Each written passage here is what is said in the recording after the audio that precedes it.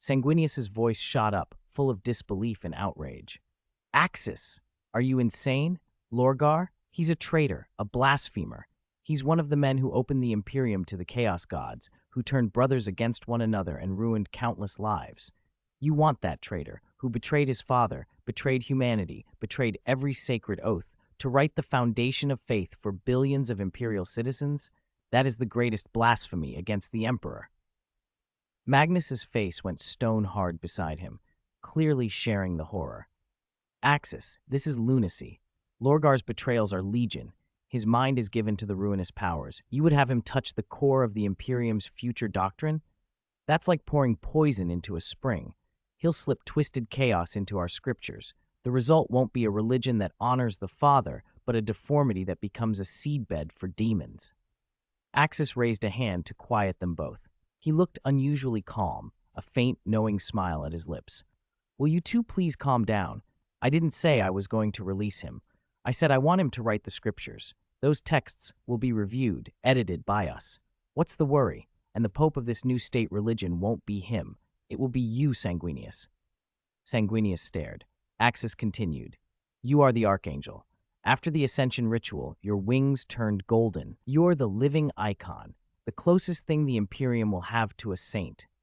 You and the priesthood you form, the paladins and the space marines who follow you, can all cultivate this holy light. You are the natural choice for Pope, an immortal Pope who will continuously gather holy light for the Emperor. If you remain, the Emperor will be stronger in 10,000 years than in our original timeline. The stronger the Emperor is, the slower the Dark King is born, and the more time we have to prepare. Kasha, glaring at her husband, was blunt. You're being naive, Axis. Lorgar will never agree to this. He was taken by Khorne himself. He hates us. We hate him.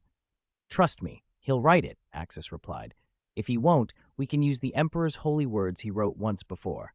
Having the original author draft the doctrine, then revising it, was ideal. But if Lorgar refused, his earlier writings were still useful. Sanguinius's objection softened into a rueful laugh. Axis was right. Among the surviving gene seed Primarchs, if anyone were to be made Pope, Sanguinius was the only suitable candidate. I can be a protector, a chief inquisitor of the religion, Sanguinius said quietly, but not a Pope. Am I fit to be the face of this whole Imperium? You can't make Guilliman the Pope. He's the regent. No, we won't, Axis said. There's no one else. If Lorgar hadn't betrayed us, he'd have been the best candidate. But he did betray us. That's on the record. Still, you, Sanguinius, are the image people will accept. And, most importantly, the religion's birth is vital to the Emperor. Sanguinius sighed. How do you propose we persuade the other Primarchs? Axis shrugged.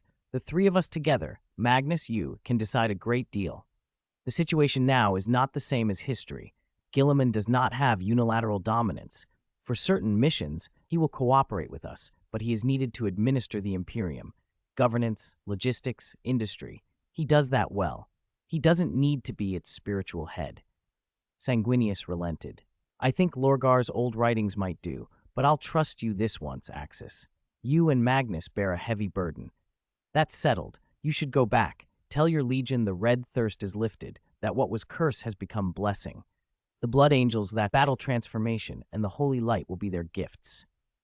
Axis rose. I'll go persuade Lorgar myself. Sanguinius nodded, embraced Kasha and Kratos, and left to return to his legion to bring the news. Once he was gone, Magnus turned to Axis. When will you speak to Guilliman? He must know about the religion and about Lorgar. Tomorrow. I'll see Micardo first, then Guilliman. Axis's eyes flicked to Magnus. When will you begin your ascension? Magnus rubbed his temples. I only just stepped down from the Golden Throne. I need to recover, regain my strength. I'll finish the ascension ritual before the Xenos War. First, I must be whole and learn to wield the holy light. Good. Everyone's exhausted. Rest now. Axis waved them off. Kratos, get out too. Kratos bowed to Axis and Kasha and left. I won't interfere in this, Magnus said, standing. Do what you must. That night passed without incident. Early the next morning, Axis went to Micardo's domain. Master Micardo, Axis called as he entered. Axis, Micardo smiled. I heard about yesterday. Sanguinius recovered quickly. His sons were freed of the curse because of you. Training you was the right choice for Nyos. He laughed softly. You flatter me. Axis returned the smile. I owe much to the Emperor and to you when I first arrived. Without your help, I would not be where I am. Micardo's expression turned serious. You said you had business. We plan to establish a state religion, Axis said. Magnus, Sanguinius, and I decided it. We need your support. Micardo considered him a moment. All for the plan, he sighed. I'll back you. Axis explained the more contentious point. I want Lorgar to write the religion's texts. Micardo's brows snapped down. No, that man betrayed us. He is not to be trusted with scripture. Listen, Axis leaned forward. I have intelligence, 10,000 years ahead. The reason the future religion took root was that a band of mortals found the Emperor's holy words that Lorgar had written. Those words were the seed. We must use it. If Lorgar will not help willingly, then he dies. Complete death. But I do not think it will come to that. Writing doctrine is his obsession. He'll do it. Micardo's reservations did not vanish, but he listened. If he is to write, we will vet everything. There can be no opening for daemons. Understood, Axis said. And there is something else. The holy light Sanguinius has revealed is a psychic power like the Emperor's own. It suppresses daemons. Those who turn to the Chaos Gods will find the holy light abandons them. Micardo's eyes brightened. Holy light?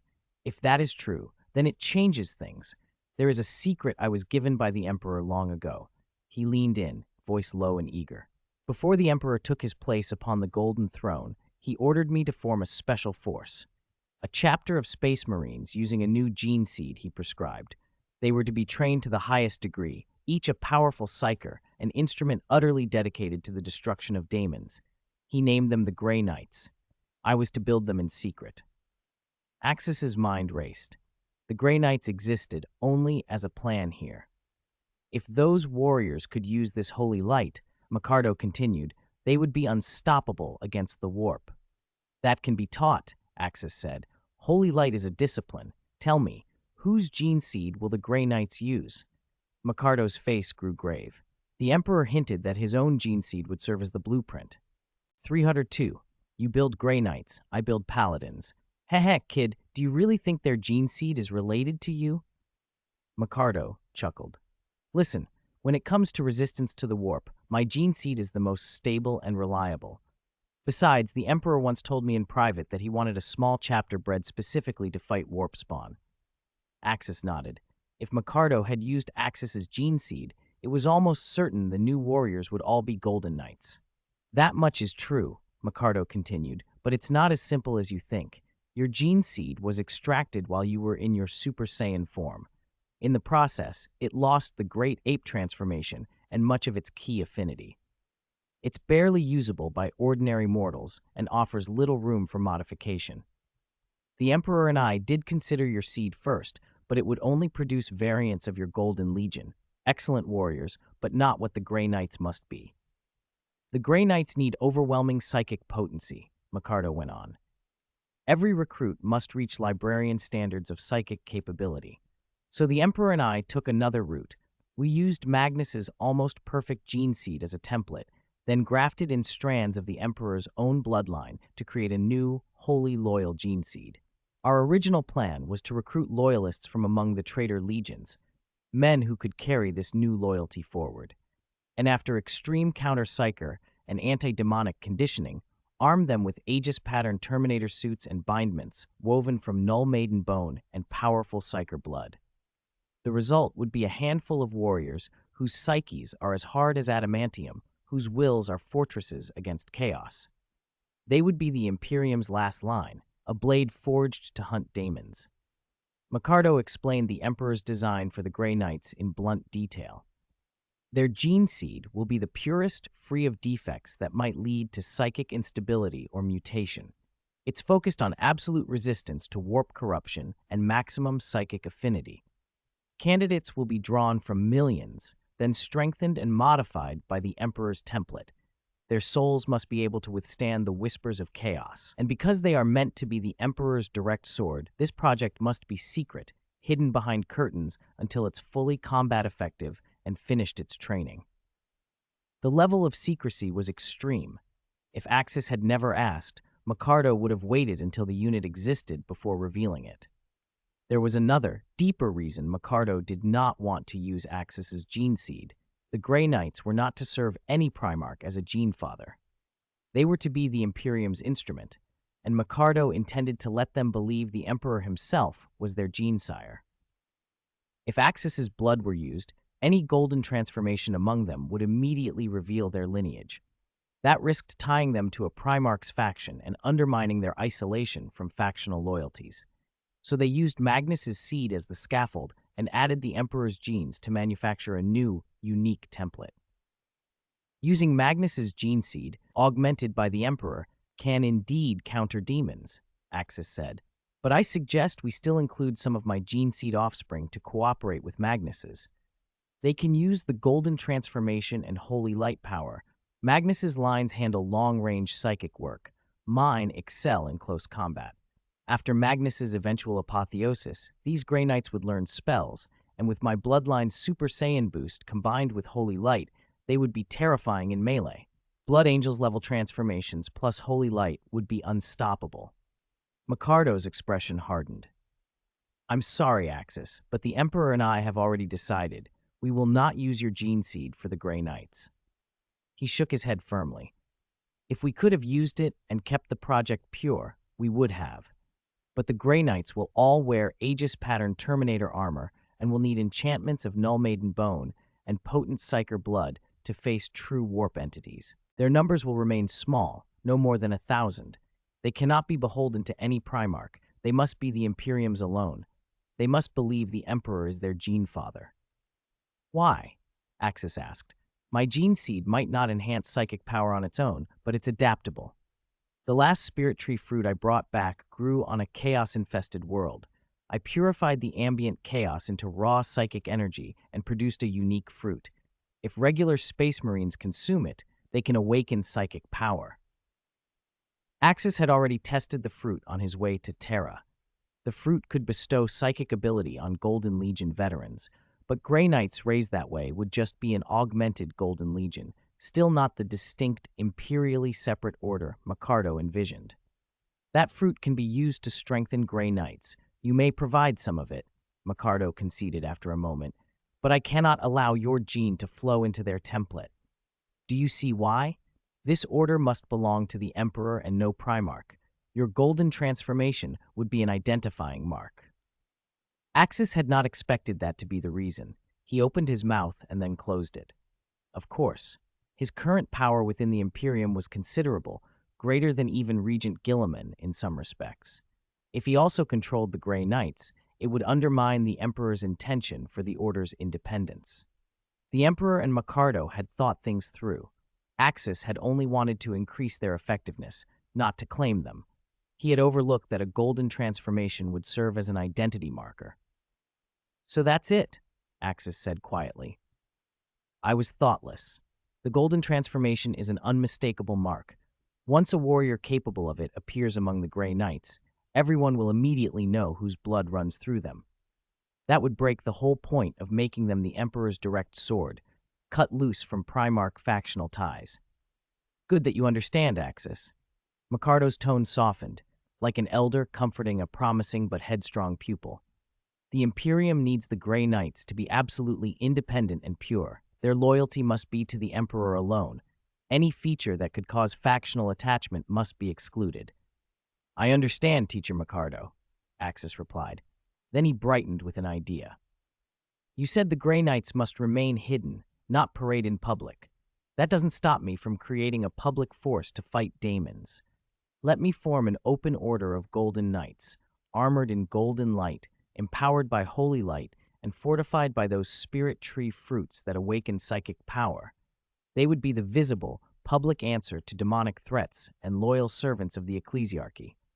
They'd operate openly, while the Grey Knights stay in the shadows and answer directly to the Imperium. Micardo considered the proposal. A Golden Knights order, possible, and you needn't limit the recruits to your own gene seed. Members from other Primarch's lines could join. That's what I planned, Axis said. I never intended to use all my gene seed for that task. I'd select elites from many legions. The idea resembled, in some ways, the Death Watch, except the Death Watch hunts Xenos, and this would hunt daemons. A mobile force drawing talent from across the Imperium would be useful. Axis promised himself he would eventually found a Death Watch-like force too. As Micardo and Axis discussed details, a messenger arrived with news. The Imperial Regent, Guilliman, had requested an audience. Guilliman was soon brought before Micardo. Seeing Axis present, the regent inclined his head in greeting. "Axis, I didn't expect to see you here," Guilliman said. "I came to consult with Teacher Micardo. Good that you're here as well. I have something to tell you." Axis answered. "Really? What a coincidence. I have news for you both as well." Guilliman smiled. "Oh, what is it?" "You first, Axis," Guilliman said with a smile. Axis explained his plan: a national religion to gather the Empire's faith for the Emperor, the need for an overt paladin force and a covert Grey Knights order to fight chaos demons, and the role Lorgar might play in shaping doctrine. Guilliman said nothing while Axis spoke, then listened for a long moment before answering. "First, Axis, I can agree to a state religion aimed at uniting the Empire's faith for the Father," Guilliman said. "I will support you. The Paladin forces and the Grey Knights, one public, one hidden, set against the demonic threat are a good idea. I will back them fully. But I object to letting that traitor Lorgar compile the scriptures. If you need someone to write the doctrine, I can do it." Axis's lips curled. "Guilliman, you are learned and wise, but your mind is too rational. What you would produce are finely argued theses and political manifestos, rigorous, correct, but not the thing that turns devotion into fire. Faith needs irrational fervor, language that moves people to tears, rituals that make them shout, 'The Emperor protects,' and worship. You lack that fanaticism." He paused to let the words land. "Lorgar is different," Axis continued, his voice sharpening. "He was born for this. His bones are full of worship. You all remember how blind and fervent his devotion to the Emperor once was. He has an instinct for building faith, how to use words, rites, and signs to set hearts aflame and to turn a leader into a god. That talent is in his soul. Betrayal did not erase it. We need that." Guilliman considered it. He was capable of writing doctrine, but Axis had a point about the emotional contagion faith required. "If you insist on Lorgar, I will allow his writings to be used only if they are reviewed by me, and he must not be released," Guilliman said. He did not want to strain their relationship. So long as Lorgar remained confined and his work passed under Guilliman's eye, it would be acceptable. "Fine," Axis shrugged. "If Lorgar refuses, we have his Lectitio Divinitatis to fill the gaps." "That will do," Guilliman agreed. "This mission comes from the Father. Since you and your brothers have decided, I will support it without reservation. Now, there is another matter I came to discuss." "I'm listening," Axis said. Guilliman steepled his fingers. "After we finish the campaign against the Raiden Empire and lay their people to rest, I intend to implement a military reform across the Imperium." "Reform the military? In what way?" Axis asked. Guilliman explained the plan that had been gestating since the worst of the heresy. The legions were too large and too dangerous a concentration of power. One Primarch with an entire legion under him was a structural risk. He proposed breaking the legions down into many smaller chapters, each limited to 1,000 battle brothers. Smaller units would be easier to manage, less risky if one turned traitor, and more flexible to deploy across the stars. Axis's expression tightened. "You would break up the legions? Do you not trust your brothers? Which of us Primarchs who remain alive is not loyal to the Emperor? This seems harsh." Guilliman replied calmly, "This is not about distrusting my brothers. It is about what is best for the Imperium. 1,000-man chapters will be more numerous, easier to administer, and far more adaptable. A planet can support chapters better than a legion. Even where large forces are needed, we can assemble them from many chapters. The original legion names will be preserved, but their forces will be parceled into chapters limited in size." At that, Micario, who had been silent until then, spoke up in support. "I back Guilliman. Breaking the legions into chapters suits the Imperium's future. The legions were forged for the Great Crusade. In peace, they are a drain on resources and a management nightmare." Axis thought for a moment, then a voice, calm and terrible, glided through his mind. "Agree with Guilliman. The Emperor, seated upon the Golden Throne, sent the same counsel." Rationally, Axis could see the benefits of the reform. But he also knew it could not be carried out in a way that rendered the Primarch's status indistinguishable from that of ordinary chapter masters. Of course not, Axis answered aloud. The station of a Primarch will not be leveled to that of a chapter master. So tell me, Guilliman, what do you propose as a compromise? Guilliman needed Axis's assent. If Axis refused and drew Magnus or others into opposition, the plan could be blunted. He offered a concession. All original legions will retain their names, and I will limit the new chapters to 1,000 men. But the Primarchs should be recognized above ordinary chapter masters. How about keeping the core of each original legion at 2,000 battle brothers? The rest can be split. Axis scowled. 2,000 is no different from 1,000 in terms of dignity. It doesn't reflect the station of a Primarch. Increase it. 30,000 would do. 30,000 is impossible, Guilliman said, frowning. That would be no different than keeping the legions as they are. Axis's patience snapped. Do not deny us our face. I consent to splitting into chapters only if the Primarch's status is preserved. His golden aura flared. The pressure of it rolled across the room. I am not asking for scraps. Guilliman's chest tightened. 30,000 is out of the question. At most 5,000, and everything beyond that must be divided into chapters. Axis exploded, scorning the very idea of being reduced to thousands. Don't make me laugh. 20,000, then.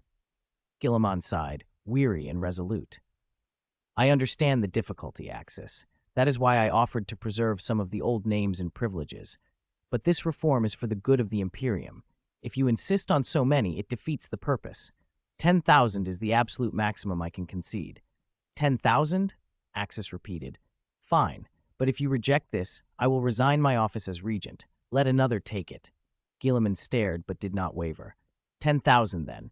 We will retain the original legion titles, and each Primarch will be recognized as the senior commander over the chapters derived from his gene seed. The excess sons will be formed into 1,000-man chapters. Axis relaxed, a hint of a grin returning.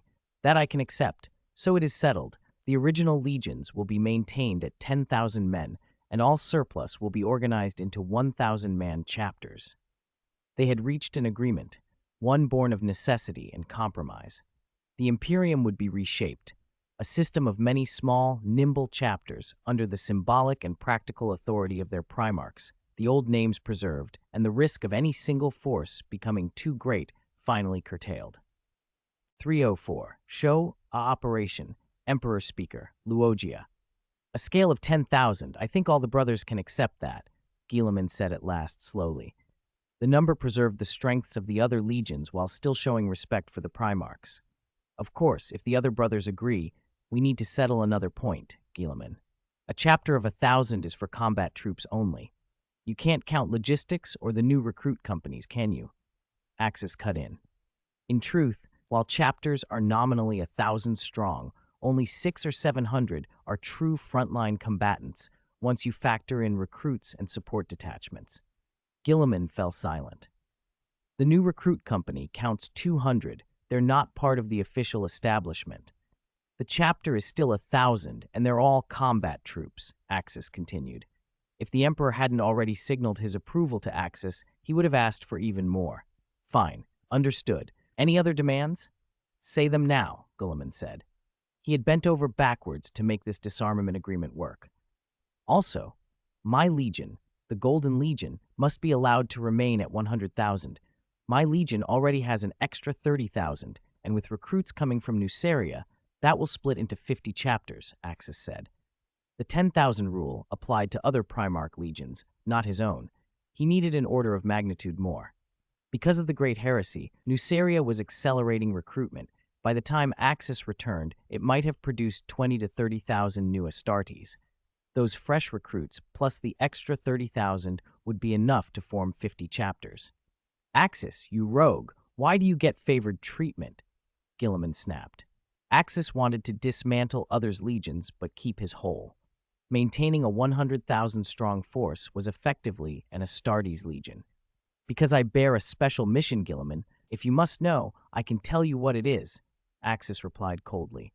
He needed a force that large to be ready for anything. The Beast Wars, Dark Eldar raids, Necrons, Orcs, every corner of the galaxy could erupt. I bear the mission of raising the Emperor from the Golden Throne. Enough. I understand, Axis, but this is my limit.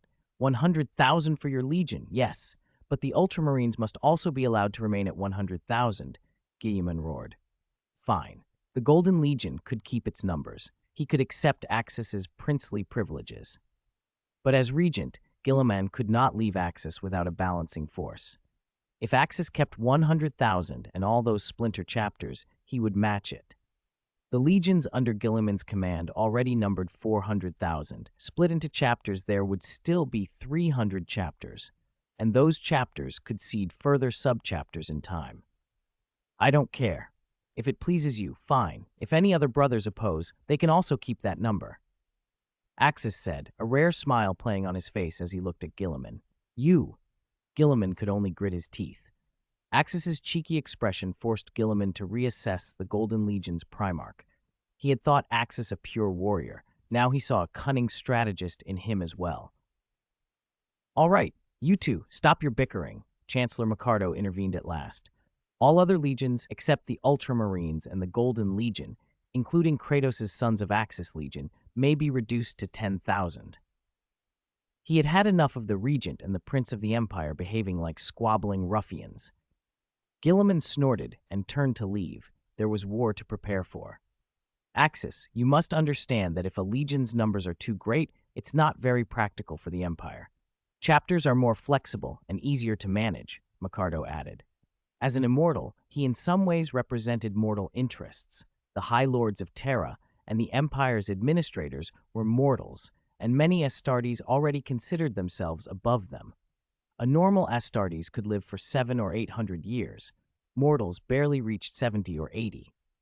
That's why I accepted his arrangement, and it's the Emperor's will, Axis said. If it weren't for the Emperor's tacit approval, he wouldn't have kept his legion at 100,000.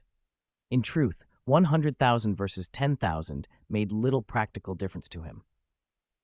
Axis, can you really still communicate with the Emperor? Micardo asked. He had thought this privilege his alone. Communicating through the Golden Throne always tore at the soul. Yes, Master, Axis answered without hesitation. There was nothing to hide. Axis's spirit had been tempered and strengthened by his chi. It had become nearly as substantial as his body, able to endure the Emperor's voice. Ordinary souls might be shattered by such a contact. Only Primarchs and the strongest psychers could bear it. Then Magnus, Casa, and even your son Kratos should be able to withstand it as well, Micardo mused. Their psychic power was immense. Many Primarchs should theoretically endure it. Probably. These matters are Father's will, Axis said. Master Micardo, while we campaign, please work to integrate the Pharaoh system and the Astronomicon. If possible, reduce the daily burning of psychers. Sacrificing psychers increased the Emperor's power, but most of those souls did not pass willingly. Hatred and resentment tainted what the Emperor took. I know, Micardo said. I've already begun. By the time you return from the Raiden campaign, I should have a plan in place. As for how many psychers we must feed the throne, I'll do my best. Ever since the Emperor sat on the Golden Throne, he has worked without respite or replenishment. There will be replenishment, Axis replied. Once a state religion is established, the faith of all humanity can feed the Emperor spiritually. The full establishment of a national religion won't happen overnight, Micardo said. It could take decades or centuries. In the meantime, sacrifices will still be necessary. If the Pharaoh system proves useful, we might reduce the number to around 500 a day at most. That's the best we can hope for. Axis nodded. Understood, Master Micardo. I'll go see Lorgar now. Waving to the Chancellor, Axis went down to the cells. He passed through layers of custodian guards and arrived at the underground prison beneath Holy Terra. This time, he came alone. His method of persuasion required privacy. He cleared the custodians from the corridor. The cell's door creaked open, and Axis deactivated the stasis field inside. It's you, Axis. Do you come to mock me? To humiliate me again? Lorgar sputtered, straining against his bonds. No, I came to tell you the result of the war. We achieved total victory. Horus has been slain by the Emperor, and the forces of chaos are routed, Axis said, sitting cross-legged before the fallen Primarch. I knew that idiot Horus would fail, Lorgar said defiantly. If you expect me to be cowed, you're wrong. I'm glad you're proud. If you'd begged for mercy, I would have despised you, Axis replied. Speak quickly. If you have nothing of substance, leave me, Lorgar snapped. Or has my sentence finally come and you intend to kill me? I'll be blunt. Lorgar, I want you to write a doctrine, a dogma praising the Emperor. I intend to found a state religion with the Emperor as its center. Axis watched Lorgar's face change through disbelief, incomprehension, then fury. You're joking, Axis. That's a good joke. Lorgar barked a mad laugh. I don't joke. We leave tomorrow for the Raiden campaign. The Emperor needs a national faith to secure his rule. He needs your help, Axis said. He did not tell Lorgar that the Emperor had been sustained by the throne for a long time now, half consumed and dependent on outside aid. Bastard! I want to see Father! I want to ask him why he treated me like this. Lorgar raged, straining at his bonds. The idea that the Emperor now wanted him to rebuild the kind of cult he had once created, yet had destroyed, felt like a mockery. The perfect city had been razed, his work undone. Why had he labored only to be crushed, and now be asked to recreate it? The Emperor cannot see you, and do you really think the Chaos Gods are noble? Axis said with a small smile. To be candid, Khorne and I have come to a small understanding, and the Emperor knows of it. He produced a brand, its metal etched with Khorne's ash and humming with corrupt warp energy. At that sight, Lorgar's composure snapped. Lies! You're all liars, he screamed. You damned liars! Lorgar, you've always been stubborn, Axis said gently. You don't know how to adapt. The Chaos Gods are the Emperor's enemies, but they are enemies to each other as well. The Emperor destroyed your city, true, but did every person in your cult die? He raised a city. The people remain. A city can be rebuilt. What you failed to see was this. The Emperor wasn't opposed to your devotion. He was opposed to anything that delayed the Great Crusade. Shut up! I will not accept this. Lorgar roared. That's a pity. Axis leaned forward. I could intercede. If you cooperate, if you help build the doctrine and the church, you could atone. Your death sentence could be commuted to imprisonment. Do you think I fear death? Lorgar spat. Then you do not want the office of Pontifex Maximus? Axis asked with a soft smile. The question struck deep.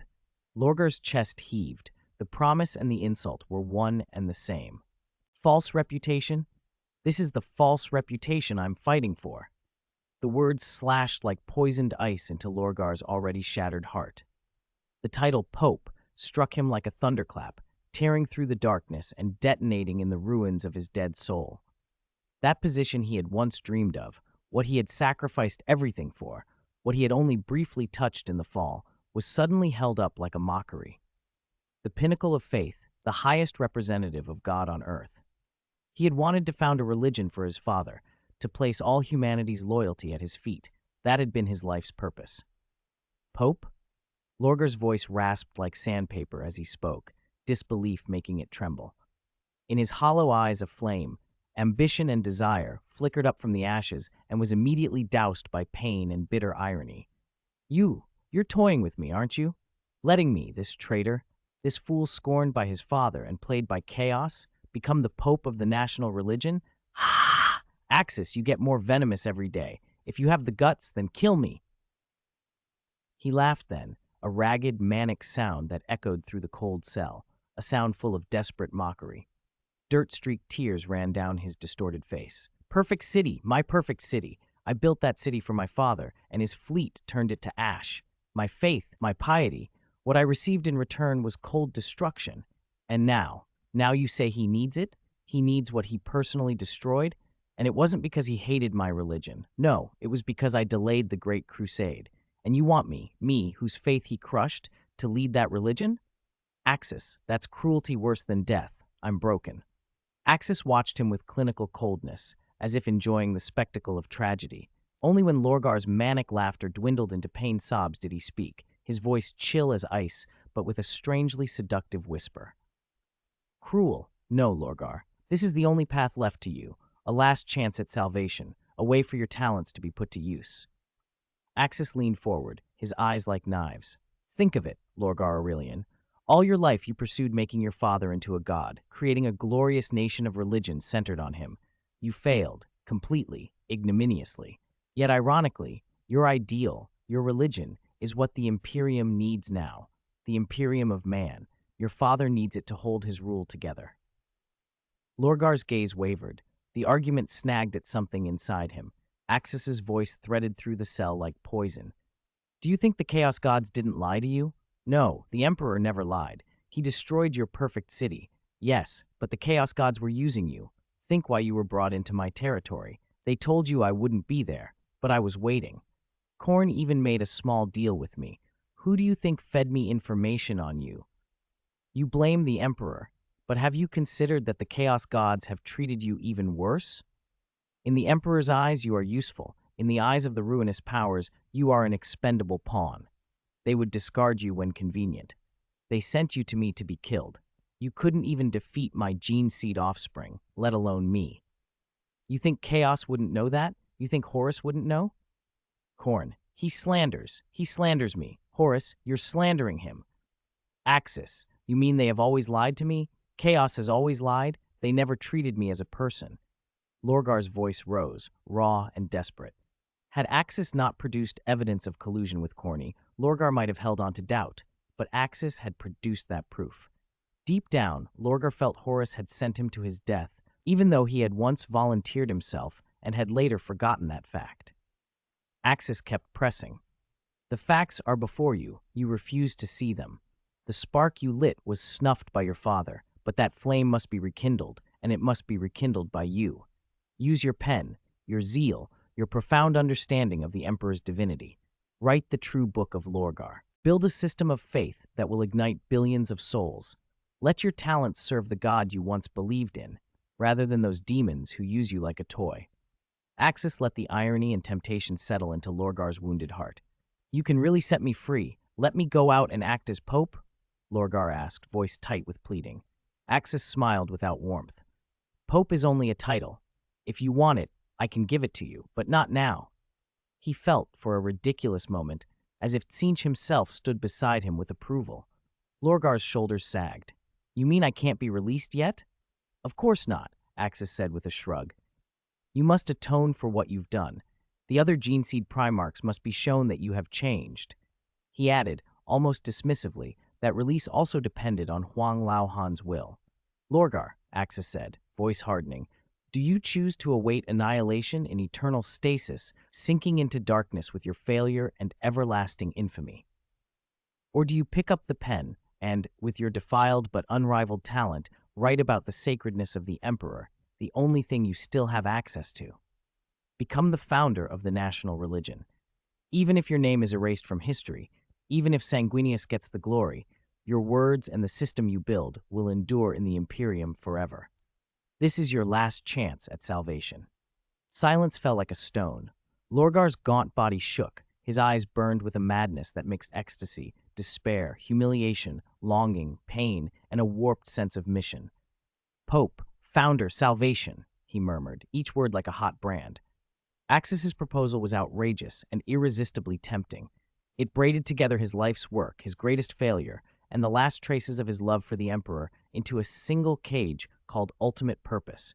If he refused to write, he would rot in oblivion. His ideals, talents, and suffering would mean nothing. If he wrote, there might be a future.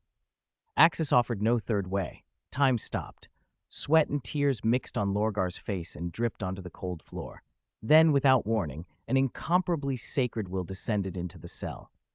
Huang Laohan's presence manifested in Lorgar's bones. The Primarch convulsed as if struck by lightning, trembling long enough to make Axis look up.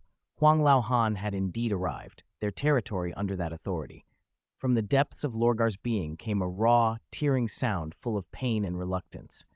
Father, this is what you promised me. Axis, the pen, give me the pen, he wailed. Lorgar's head snapped up, his bloodshot eyes fixed on Axis with a new, feverish light, no longer hollow, but burning with desperate purpose. I will write the most glorious scripture for the national religion, the Emperor's scripture, a holy word that will make the galaxy tremble. Let my father's divine light touch every corner of the Imperium of man. There was a morbid exhilaration in his hoarse voice. The earlier visitation from Huang Laohan must have borne some promise. But remember your promise, Axis. Remember, the Pope of the national religion, even if it's only a title, that is mine. When I have accounted for my sins, it will be mine. That claim was the anchor of his will, the reason he clung to life. Axis regarded the traitor before him, ignited by purpose, trapped in a perverse mission, and produced a cold, adamantium quill from his bosom. He laid it on the floor before Lorgar without expression. "Very well, Lorgar. Begin your salvation. Know this, every word you write will be strictly monitored. Anything unsuitable will be erased. This is your last chance. I hope your work will require no alteration." With that, he turned and left, the heavy adamantium door closing silently behind him and sealing Lorgar once more from the world. Only the cold quill lay in the cell. Prostrate on the stone, the former word-bearer's Primarch stretched emaciated fingers toward it and gripped it as though it were a lifeline. In his eyes, there was only paper and pen and the burning illusion of the God Emperor's divinity. Under Axis's supervision, imprisoned and watched, Lorgar set to work writing the holy scripture of the future Imperium's national religion, the text that all the faithful would one day be made to study. Axis watched with satisfaction as Lorgar scratched away at the parchment with a zealot's intensity, then left the cell. Writing the entire national religion's scripture wasn't something that would be finished overnight. He would come back to inspect the work after the Raiden were dealt with. Axis trusted that Lorgar would produce an acceptable text. Surveillance no longer required his personal attention. Huang Laohan would handle it. With Huang Laohan watching constantly, no chaotic, corrupting force would get the chance to interfere. For the moment, the founding of the national religion, Lorgar's compilation of its canon, and the great demobilization had to remain secret from the other Geneseed Primarchs. Besides, every Primarch was currently distracted, celebrating the war's end and congratulating Sanguinius. Sanguinius had resolved his crisis spectacularly and returned to his noble archangel form.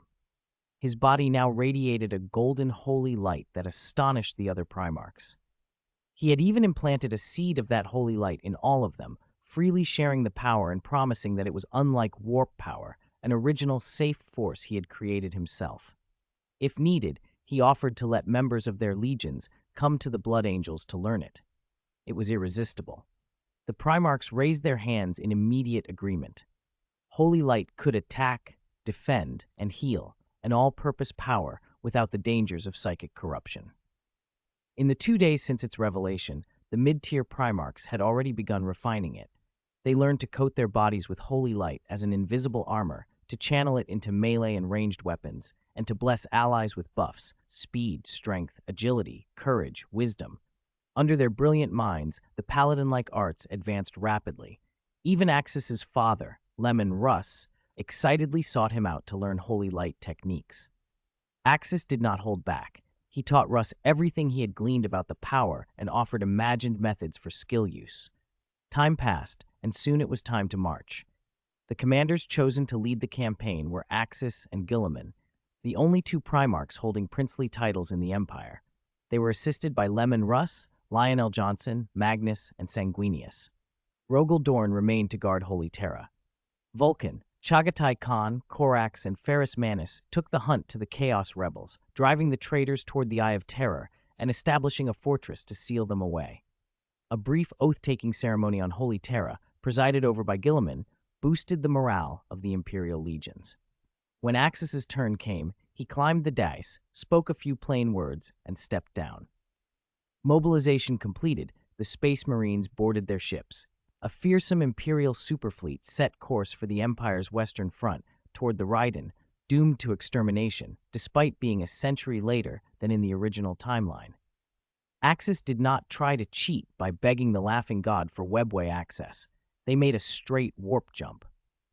With the Emperor on the Golden Throne, Makaroto integrating the Pharos into the Astronomicon, and the warp storms finally abating, save for one green tempest where Nurgle had lost something, warp travel was relatively stable. Sanguinius's godlike psychic presence offered further protection to the fleet in the Imperium. On the Morning Star, Axis and Magnus stood together, flanked by Leman Russ and Lionel Johnson. After a few days' rest, Magnus had attuned himself and was ready to consume the remaining Spirit Tree fruit. The two other Primarchs present were suitable candidates to witness the rite, so Axis had invited them to watch. "Axis, are you sure about this?" Russ asked sotto voce. "Don't worry," Axis replied. It's fine, Sanguinius's holy light came from this same source. Russ's eyes narrowed. What he feared, and what Lionel Johnson shared in silence, was that Magnus might not merely awaken, that he might lose himself to his psychic nature and transcend his physical form entirely.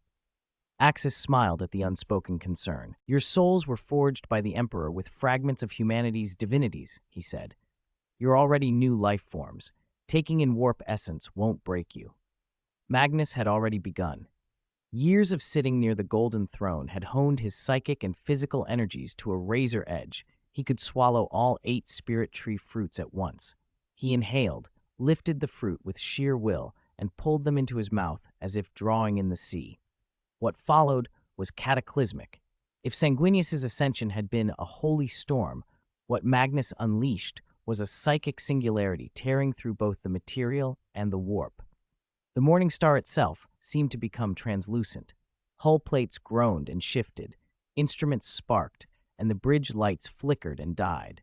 Only the space around Magnus burned with a blinding, indescribable light, not golden and warm like Sanguinius's, but a consummate psychic storm in which billions of colors braided, split, and recombined in an instant.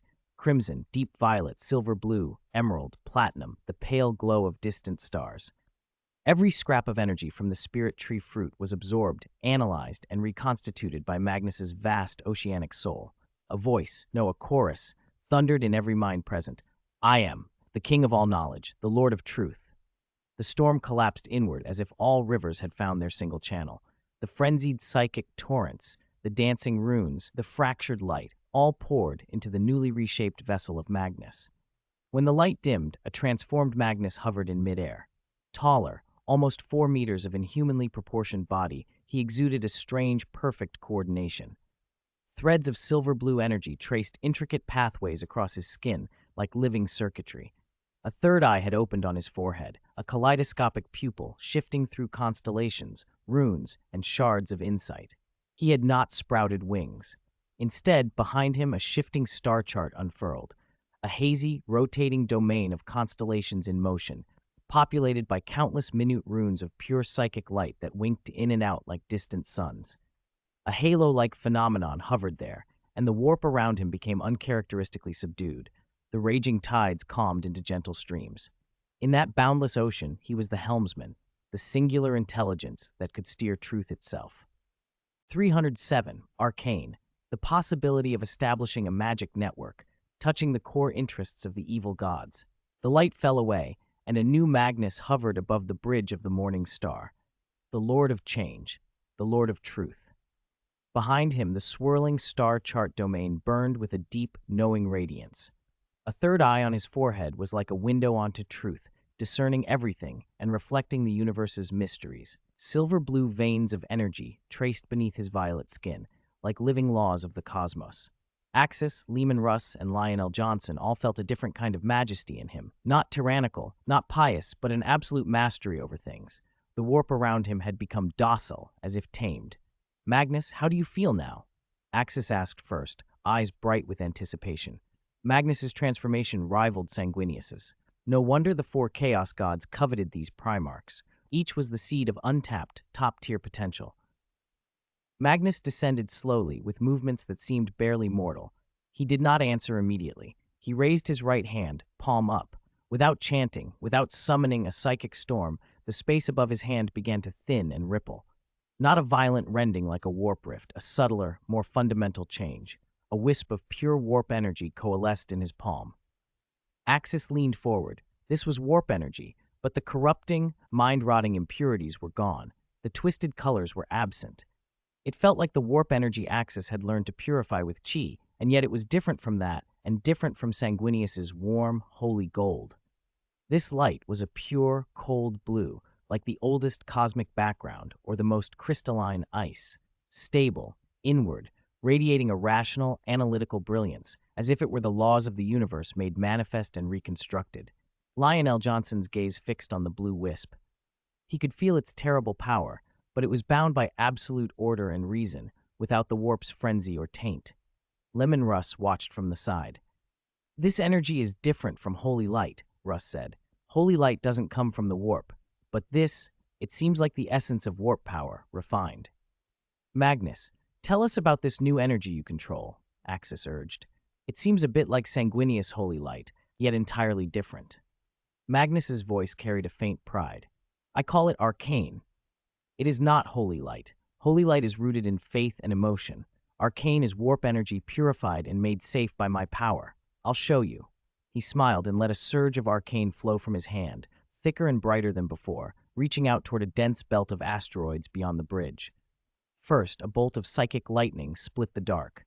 Then a blizzard erupted out of nothing. Flames followed, scorching and real. Magnus used arcane to simulate and control physical phenomena that should not exist in the vacuum of space. The arcane reshaped into a gigantic hand that, blotting out the sky, plucked an asteroid and hurled it away like a pebble. Then it became a pure shockwave and pulverized another massive rock.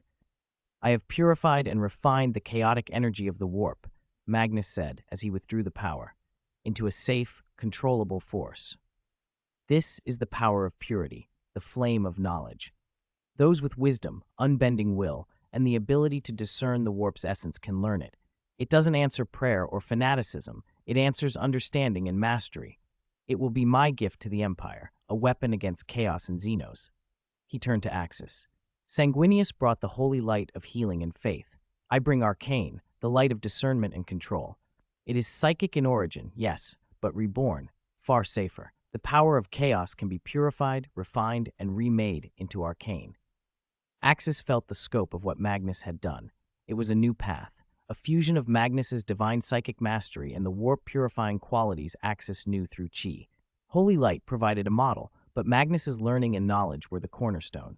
Axis smiled and nodded. It was a triumph. Magnus had not only become the lord of change of warp knowledge, he had invented a new power. His method of purifying the warp into stable arcane was sheer genius. Ha ha! More than stable, Axis said, giving Magnus a thumbs up. You've opened a new path, a way to transcend the warp's constraints, belonging truly to humanity. Arcane is the perfect name. Lionel Johnson pressed on. So you mean all psychers could one day learn arcane? In theory, Magnus agreed, but his tone shifted. Not yet. I have just made it. For arcane to be safely available to all spellcasters, a vast network must be built in the warp, centered on me. That network would act as a core purifier, filtering and distributing arcane. Axis's thoughts raced. A magic net system, but building such a network under the gaze of the warp's gods would be perilous. If psychers commonly used safe arcane, demons could no longer tear reality with raw emotional energy or fling open flesh portals so readily. Chaos warlocks would decline. Why risk raw warp when a safe alternative existed? Tzeentch, the Lord of Change and God of Magic, would see this as a direct attack on his domain. Even allies like Khorne would not tolerate a move that weakened chaos itself. Axis had just finished fighting the four gods. He still needed Khorne's power to nurture his own godhood. This was not the moment to provoke more enemies. How long would this magic net take? Axis asked cautiously. What would it require? If built as I envisioned, Magnus admitted, it would be monumental, perhaps as vast as Father's Webway project. I would need you, Axis, and Father's support. But once completed, arcane would be the core of all psychic power. No one would turn to dangerous, primitive warp magic anymore. Axis considered the scale and risk. For now, can you at least teach this to your gene seed offspring, to the Legion's intellect libraries, or to mortal psychers? Of course, Magnus said. Like Sanguinius, I can sow arcane seeds. With them, my gene seed offspring and the intellect libraries can purify warp energy and cast arcane. But the seed is not as powerful as a full network. It is a fixed purifier, a device, not a living system. It cannot grow into a network. Arcane, at its heart, was still purified warp energy. Even Magnus admitted it was slightly inferior to holy light. Axis made a decision.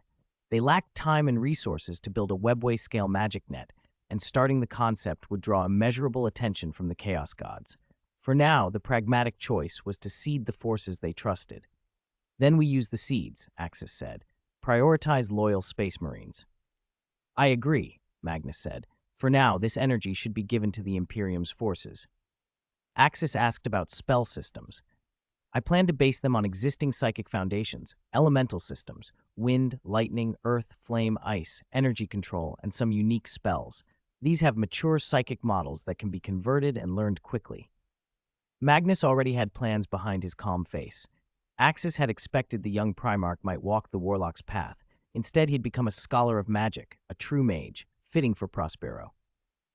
Axis, Magnus continued with a hint of pride. After reaching subspace god status, I gained more than arcane and the idea of the magic net. I awakened other powers. Tell me, Axis said. First, like Sanguinius, I can now wield powerful psychic force in the material universe at will. I can calm warp storms within an area. When I travel the warp, I can even navigate without relying on Father's Astronomicon. Second, a blessing. All of my gene seed offspring, whether they had talent before or not, will now become potent psychers. Because of their connection to my gene seed and to me, they can purify warp energy and cast arcane independently without a network or seed. Magnus's power had leapt to an unprecedented peak, many times what it had been before. He was certain he could sit on the golden throne and sustain it. With such vast psychic might, he could even distort time across a star system, centuries passing outside while months passed within, a supreme expression of psychic power. Leman Russ' voice broke the silence, urgent. If Leon and I undergo this, can we become gods too? Can we control new powers? Watching his brother's transformations had awakened a fierce longing. I cannot guarantee that, Axis said plainly. The godhood Magnus and Sanguinius achieved used my spirit tree fruit and chi energy to build a body in the real universe capable of hosting the soul of a lesser god. The birth of holy light and arcane came from their unique natures and paths. Each Primarch was different, results would vary. The Empire could now develop at least two extraordinary systems: paladins, adeptus auroritas, priests based on holy light, and arcane spellcasters based on arcane. Axis thought the Imperium would likely accept holy light more readily. Arcane, being warp-derived, would meet deep resistance. I want to try, Axis. Leman Russ stepped forward. I don't want gifts for show. I want strength, enough to protect what I love. The war had shown him his own limits. Manipulated by chaos, exiled to the frontier by Horus, absent from the heresy's central battlefields. He had seen Magnus and Sanguinius gain new powers. He only wanted to be as strong as his brothers. Axis nodded. No problem, he said, then looked to Lionel Johnson. And you? Me? The lion replied calmly, waving a hand. We'll speak after the war. Axis produced 8 spirit tree fruits, their lifelight bright. The journey through the warp was quiet, the perfect time to perform the godhood ritual for Leman Russ. Like Magnus before him, Leman Russ did not hesitate. He swallowed a spirit tree fruit. A vast surge of life energy erupted within him. 308. Wild Wolf God, Mad Wolf Transformation? 8 spirit tree fruits dissolved the moment they touched his tongue, unleashing an indescribable flood of life that surged through Leman Russ's limbs and bones. This energy was far more violent and primitive than what Magnus and Sanguinius had felt. Leman Russ let out a suppressed growl. His muscles bulged and writhed as if alive, his joints cracking and popping with obscene force. His skin heated until it steamed in white vapor. Veins beneath it flared like angry vines, burning with a molten, crimson light, far different from the silver-blue veins of cosmic law that had shone on Magnus's skin. "Stand back!" Axis shouted, spreading his hands. Golden chi flared into a tough barrier that shielded Lionel Johnson and himself. Magnus's expression tightened, arcane energy twined at his fingertips as he worked to stabilize the bridge. The air in the command room felt like hard glass. The pressure pinned everyone in place, and not a soul dared to move carelessly. Russ's body began to swell. His already massive frame grew taller and broader at a terrifying rate. The heavy power armor groaned under the strain until, with a final crack, shoulder and chest plates split and fell away. Roar! A bone-rattling, inhuman roar tore through the bridge. It carried the chill of Fenris's ice plains, like the mournful howl of wolves under a pale moon, and the exultant fury of one breaking its chains. Under horrified gazes, Leman Russ finished his metamorphosis. He was no longer the Primarch in power armor. He had become a towering wolf, a colossal apex predator reared up to the heavens. Nearly 10 meters tall, his body was cloaked in dense steel needle silver fur that gleamed like metal. Ropes of muscle rippled beneath the pelt, power enough to sunder worlds. His head was entirely lupine. fangs the size of pillars bared in a menacing snarl, pupilled eyes burning with an unquenchable battle light. Wild, beautiful, and utterly majestic. A thick tail swept the deck like a battering ram, gouging the flooring. The spirit of Fenris and the primeval strength of untamed beasts had fused with the indomitable will of a warrior and the living essence of a Primarch's gene seed. He was wolf god Leman Russ. He simply stood, and an invisible pressure rolled outward like a tangible storm. This was not the measured aura of Magnus or the warm sanctity of Sanguinius. It was raw aggression, pure power, and primal vitality, like a cosmic beast awakening, its breath enough to unmake stars. Even Axis felt his blood quicken. The savage force was uncannily like his own Super Saiyan 4, and Russ's acceptance of him felt somehow inevitable. Oh, whoa! The new howl shattered the ship's hull and pierced the veil of the warp. Invisible sound waves spread like a destructive tide from Russ's form. His eyes were blood red, madness flashing within them, saliva dripped from the giant maw. He stared at everyone with an unmistakable bloodthirst. Nearby space wolves answered in a chorus of howls. Fur burst through their armor as their bodies changed, transforming into werewolves before the bridge crew's staring eyes. Axis moved instantly, sealing the area with his chi to stop the wolf god's aura from sweeping the fleet. If it reached any more of the space wolves, they would change and not be able to stop. "Steady the ship," Axis barked, pushing his chi barrier to its limit. The Morning Star trembled as if caught in the worst of warp storms, though they were in real space. The view from the observation port twisted. A distant asteroid belt, struck by the howl, exploded into a blizzard of rock and dust as if hit by an invisible hammer. Magnus's third eye, the Eye of Truth, flared. Arcane sigils wove around him as he desperately stabilized the Morning Star's spatial envelope, damping the blow of the sonic assault. Axis didn't stop at defense. He shouted into the maelstrom, trying to reach the man beneath the wolf. "Russ, control your strength. Do you want to fling us all into the warp?" His voice trembled with strain. "Dad, come back to yourself. This isn't you." At the same time, Axis unleashed his own wild power. Red fur licked over his skin. Crimson shadowing marked his eyes. Axis surged into Super Saiyan 4. The savage aura of his transformed state rang against the wolf's primal fury, and slowly the violent waves lessened. Wolf God Russ lowered his head. The burning red in his eyes cooled to a steady gold, sanity returning. His gaze fell on Axis, and his aura dropped by more than half, replaced by a complicated, vast feeling: gratitude, protectiveness, and a hard, absolute recognition. Axis. The voice that came was deep and hoarse, like two rocks grinding. He raised a massive paw, thick-furred and clawed enough to shred adamantium, wanting to touch Axis, but fearful his strength would maim.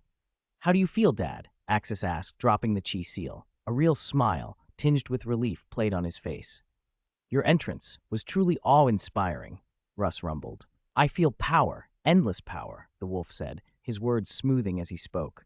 "Never before. Such a tide. Something sealed inside me has at last burst free. The blood of Fenris burns in my veins. No, it boils." He moved a claw. The air itself protested with a shattering pop. He looked at his silver-pelted, gigantic claws, then up at his reflection on the bridge's armored ceiling. A flicker of wonder and raw satisfaction shone in his golden eyes. Magnus watched and analyzed. "It seems you haven't gained a new power system like Holy Light or Arcane," he observed through the glow of the Eye of Truth. "Instead, your very being, your wildness and raw force, has become the manifestation of your divinity. Your life level has risen to a terrifying pitch: physical strength, speed, resilience, and a roar that can rend reality. That alone is an ultimate divine power." "This is good," Russ snapped, bared fangs flashing in a feral grin. "I don't need flashy spells. Claws, teeth, and a war howl. That's enough to rend traitors and their demon masters to pieces." He clenched a paw until the air inside it buckled. Memories flashed. The shame of exile by Horus, the sting of not standing at Terra's last defense, and his martial spirit roiled like molten iron. With this new power, able to tear apart stars, he hungered for battle. "What of the werewolf curse on your sons?" Lionel Johnson asked, voice deep and patient. Russ's golden pupils contracted, sensing the bond of blood with his legion. "All my wild cubs, those who carry the blood of Fenris and are true to me." His voice rolled across the bridge like thunder. "Their savagery will be fully awakened. Strength, speed, recovery, all will leap to a new level. They will become more like the ancient predators of Fenris, more like me, and they will be able to return to human form at will. No more curse. He turned his gaze to Axis. My son, my legion will also gain the ability to transform from now on. So the Space Wolves would join the Golden Legion and the Blood Angels as the third legion to master controlled transformation. As Russ announced it, the Space Wolves who had become werewolves reverted to human form. Elsewhere, those trapped on Fenris began healing from the curse. My wild wolves are no longer cursed, Russ declared.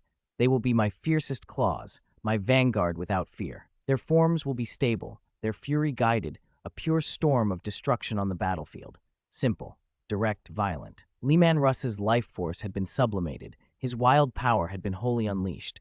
He was the fiercest wolf god, and his space wolves would become a crushing torrent of warriors led by that god.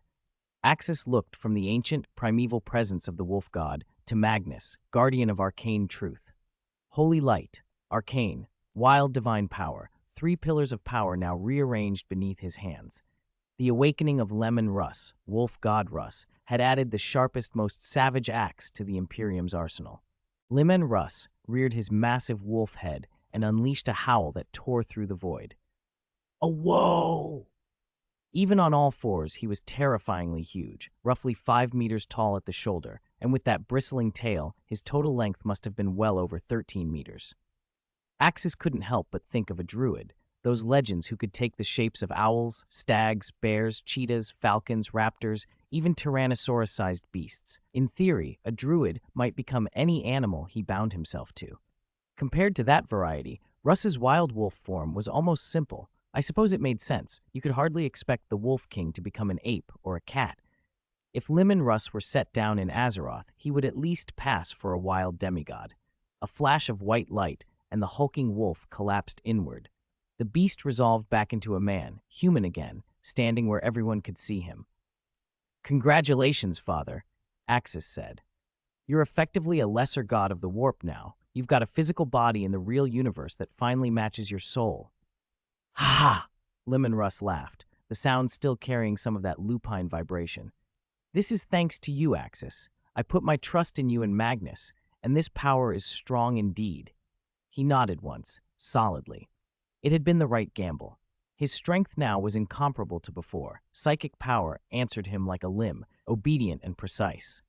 You trusted us, Axis said with a measured smile, and we won't disappoint. On the bridge, Lionel Johnson watched them from a distance, arms folded, his expression as stony as the cliffs he favored. The giant wolf's aura of primeval divinity rippled across his features, and for the first time a rare flicker of something like anticipation passed through those hawk-sharp eyes. Perhaps next it would be his turn. But there were other feelings there, too. Even though the gene-seed Primarchs took on human form, who could claim a 3.5 or 4 meter giant as simply human? Those colossal kin shared near immortality and powers that ordinary mortals could scarcely imagine. Sanguinius, Magnus, Russ, each had already gone far beyond human understanding. They might as well be called gods of the warp. Could they still be called human at all? Lionel Johnson found himself unsettled by the question. Did immortality and divinity justify abandoning the identity he'd always held? Russ, fresh from his ascension, came over. What's the matter? He rumbled. This power is strong and safe. I feel it. There's nothing like it. I can link to each of my gene seed offspring, even to Fenris itself. You should accept it. Embrace this force. Russ, Lion said, his voice taut, is this really right? You and Magnus, are you still human now? Sanguinius included, are you truly human? The question struck the others like an accusation. Magnus's third eye glittered. Russ had just become a titanic wolf. Sanguinius could shift between holy and warlike aspects and had fashioned powers of holy light. To some degree, Magnus was a god of knowledge and arcana, Russ a god of wolves, Sanguinius a god of light. The lion's words suggested they had ceased to be human and become warp gods. Magnus's expression hardened. We are gods of the warp, he said bluntly. We always were, in a sense. We simply wore human shells. Now we've aligned our mortal forms to our true natures. Lion's words had offended him. Was he denying what they were? Leman Russ, however, was more conciliatory. My brother, Father told us the truth. We gene-seed Primarchs were wrought from fragments of human lesser gods in the warp. We are gods by nature. Axis had revealed the Emperor's truth to them. The Primarchs were pieces of lesser warp divinities. Russ happened to be among those informed. In fact, all the Primarchs now knew parts of that history. I know what you offer, Lion said, quieter now. I know you're immortal, that your strength is incredible. But that's not what I want. Axis, respect my choice. I may one day die of old age. If so, that is my choice. I would rather live as a human. There was a tremor of finality in his voice. He would not be transformed. Without another word, he turned, gathered his gene-seed offspring, and boarded a small lander. He left the bridge and the ceremony behind. I don't understand why he refuses, Magnus muttered. The Emperor himself had been a god. The Primarchs had only been following their true nature. Each has his own will, Magnus, Axis replied. The Empire doesn't need every Primarch to be a god right now. We're already the shield. No force in the galaxy can threaten humanity. Let him be, Russ said simply, a wolfish grin at the edge of his face. Our power will suffice to protect the Empire. There was a subtle shift in Russ since his ascension. Once a savage disguised as a man, he now felt like a god wearing a human mask. When the ascension rite concluded, the ship broke clean through the warp rift and slipped into warp travel. The warp itself roiled with green, pestilent storms, Nurgle's corruption bubbling and spreading. The other Chaos gods held strange, tense silences, but Nurgle seethed. Tzeentch, did you steal my treasure? Did you take my Aisha? Nurgle's roar was raw grief and fury twisted together. In his domain, everything of scheme and cunning was linked to the Lord of Change, and Aisha, the life goddess who had dwelt in Nurgle's garden, was gone. Nurgle had returned from the battle with the human emperor, expecting celebration, a feast for his little ones and a new flavor for his grand soup. Instead, he found part of his garden torn apart, a quarter of his territory ravaged, and many of his Nurglings dead. Those losses in themselves mean little to Nurgle. He could restore his realm with a gesture. What burned was the absence of Asha. The life goddess had been taken. Someone had trespassed on Nurgle's cherished patch of reality. Tzeentch, cunning, treacherous, was the first name that leapt to mind. Tzeentch neither admitted nor denied. He merely sat aloof on his throne of wisdom, eyes cold with that detached amusement of his. "Give her back!" Nurgle bellowed, green tendrils of pestilence lashing toward azure trickles of Tzeentchian sorcery. At once a third color bled in, violet, the thin, exquisitely cruel sheen of Slaanesh. "I want to know, too," Slaanesh purred, voice like silk and a blade. "Tzeentch, did you take Aisha? She isn't of much use to you, but she is useful to me. Return her, and I'll grant you anything you desire." Tzeentch sighed, a sound like turning pages. He had been here throughout, all the scheming, the counter-schemes. He seemed weary of the other two's predictable fury. "You fools," he said finally. "Think back. I was there. Remember where the energy that destroyed your garden world came from. Take Slaanesh to see it. You will know." His tone was neither concession nor confession. It was an insinuation, a direction. If they cared to look where he indicated, the truth of who had struck Nurgle's garden would be revealed. Tzeentch was exasperated. These two idiots, if they would only check the energy fluctuations, everything would be obvious, he thought, rage flaring in his cerulean mind. Nurgle and Slaanesh fell silent for a moment, their green and violet auras communicating in that slow, corrosive way of theirs, as if weighing whether Tzeentch was lying. "You cannot trust anything Tzeentch says." That was common knowledge throughout the Imperium. "How do I know this isn't one of your schemes?" Nurgle rumbled, suspicion thick in every syllable. "We are mortal enemies, Tzeentch. Your change negates the eternity I cherish, and my eternity negates your endless change." "You verdant fool," Tzeentch snapped inwardly, contempt unhidden. "I pointed out the answer clearly. Just follow my instructions." He sometimes wondered how he had been ranked with these three, a warmonger who knew only blood and rage, a masochist consumed by grotesque pleasure, a bloated corpse delighting in filth and pestilence. Compared to him, master of sorcery, wisdom, and inexorable change, how were they equals? Where had the hierarchy gone wrong? "I'll be watching you, Tzeentch," Nurgle warned, voice like rotten thunder. "Any scheme in the universe carries your shadow. I don't believe you're innocent in this." He would never trust the architect of change. Even the appearance of disinterest could conceal deeper plots. The green and purple energies finally drew back from the blue. As his two rivals departed, Tzeentch let out a long, relieved ripple of thought. The war with the Imperium had not gone at all as he had intended. Slaanesh had claimed Fulgrim, Nurgle had taken Mortarion, and Khorne had seized Angron, turning them into Daemon princes for a century of war. Tzeentch, though, had aimed at the gene-seed Primarchs, who most suited his purposes. He had set his sights on Magnus, master of psychic power and arcane lore, the perfect candidate to ascend under his will. He had laid trap upon trap, orchestrated a script Magnus would follow to damnation, only to have everything collapse when an anomaly called Axis tore out of the warp and landed on Magnus's world. Axis shattered Tzeentch's designs. When Magnus returned safely to Holy Terra and the Emperor was entombed upon the Golden Throne, Tzeentch knew the Primarch had slipped permanently out of reach. It was impossible to seize him under the Emperor's gaze. Begrudgingly, Tzeentch turned to other options. Lorgar, who might have been bendable through religion, until Axis again disrupted those plans, defeating and imprisoning Lorgar. Frustrations piled until, reluctantly, Tzeentch accepted the 11th Primarch among the traitors as his Daemon Prince. Not his first choice, but the other three gods each had Primarch-level avatars. To be left without one would be intolerable. There was, however, a silver lining. Change was Tzeentch's domain, and chaos fed him. Axis's arrival had opened a new parallel timeline in the galaxy. The dark, desolate future the Dark King hoped to drag humanity into, 10,000 years hence, now threatened not to unfold. That was a boon. Tzeentch grew stronger with every upheaval. Axis might not realize it, but the Lord of Change delighted in turmoil. If necessary, Tzeentch could even nudge Axis along, coaxing greater eddies of change. New changes, new power. What an interesting choice, Dark King, Tzeentch mused inwardly. The Dark King wanted to drag humanity into a bleak, irreversible future. Axis strove to put things back on course. Even with the Emperor entombed, civilization had not been entirely severed. The Emperor had carved a webway, and communication with the Primarchs still persisted in a unique way. Humanity had rebuilt faster than light travel, only a few dozen times light speed.